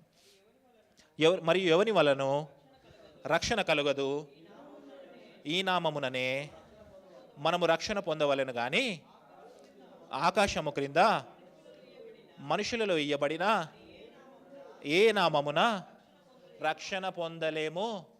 నేను పేతురు చాలా బోల్డ్గా ఒక స్టేట్మెంట్ చెప్తున్నాడు. ఈ నామములోనే రక్షణ. ఏ నామం అది? యేసుక్రీస్తు నామములోనే రక్షణ ఉంది. అల్లా పేరులో లేదు, ముక్కోటి దేవతల పేరులో లేదు, బుద్ధుడి పేరులో లేదు, గాంధీ పేరులో లేదు, గాంధీని చంపిన గాడ్సే పేరులో లేదు, మన నరేంద్ర మోడీ చేతిలో లేదు, కేసీఆర్ చేతిలో లేదు. ఏ నామములో రక్షణ ఉంది? నువ్వు ఎన్ని మంచి కార్యాలు చేసినా సరే యేసుక్రీస్తు నామమున నువ్వు రక్షణ పొందకపోతే అదంతా వ్యర్థమే. ఆ విసర్జించిన రాయిని తీసుకొచ్చి నీ జీవితంలో పెట్టుకోకపోతే, శిరస్సుగా పెట్టుకోకపోతే అదంతా వేస్ట్ అంటా ఉన్నాడు పేతురు. ఎవరు చెప్తున్నాడు ఈ మాటలన్నీ? విసర్జించిన వాళ్ళకి చెప్తున్నాడు. చెప్పినప్పుడు ఏమవుతుంది? ఇప్పుడు ఏదన్నా తప్పు పని చేస్తున్నాడు అనుకో మహేష్, నువ్వు ఈ పని చేస్తున్నావు అంటే మహేష్కి ఏమవుతుంది? కోపం వస్తుంది. ఏం చేస్తాడు? కోపం వచ్చి వెళ్ళిపోతాడు. అదే మహేష్ నేను ఫ్రెండ్స్ అనుకో, నేను ఊరికే ప్యాంపర్ చేస్తున్నా అనుకో, ఏం చేస్తాడు మహేష్? గొడవ పెట్టుకుంటాడు. గొడవలకు దారితీస్తుంది. అది ఒక్కోసారి జైలు వరకు కూడా వెళ్తుంది. పేతురు యోహాన్ జీవితంలో కూడా జరిగింది అదే. అందుకే తమ్ముడు చెల్లి మీతో మాట్లాడుతూ ఉన్నాడు దేవుడు, సేవ అంతా ఈజీ కాదు. ఈ మొత్తానికి మూలమేంటి తెలుసా? మన గుండెల్లో మండుతున్న అగ్ని. గుండెల్లో మండుతున్న అగ్ని అనండి, గట్టిగా చెప్పండి. మీకు లాస్ట్ టైం గుండెల్లో అగ్ని ఎప్పుడు మండింది? మీ హార్ట్లోకి ఫైర్ ఎప్పుడు వచ్చింది లాస్ట్ టైం? చెప్తారు ఎవరన్నా? ఫ్రాన్సిస్, లాస్ట్ టైం నీ హార్ట్లోకి ఫైర్ ఎప్పుడు వచ్చింది? సాయి, వంశీ? కాదు. ఎప్పుడు లాస్ట్ టైం ఫైర్ వచ్చింది? ఎవరితోనో దెబ్బలాడినప్పుడు గుండెలు మండిపోయి ఉంటాయి కదా మనకి. ఎవరితోనో ఫైటింగ్ అయినప్పుడే కదా మండుతాయి, కడుపు మండిపోతుంది ఎవరికి, అని ఏదో ఒకటి చేయాలని చెప్పి. కానీ చూడండి, పేతురు యోహానుల మీదకి ఎప్పుడైతే పరిశుద్ధాత్మ దేవుడు వచ్చి వాళ్ళలో నివాసం చేస్తా ఉన్నాడో వాళ్ళ గుండెలు మండాయి. హల్లెలూయా. మరి అలాంటి గుండెలు మండడానికి నువ్వు సిద్ధంగా ఉన్నావా? ప్రశ్న.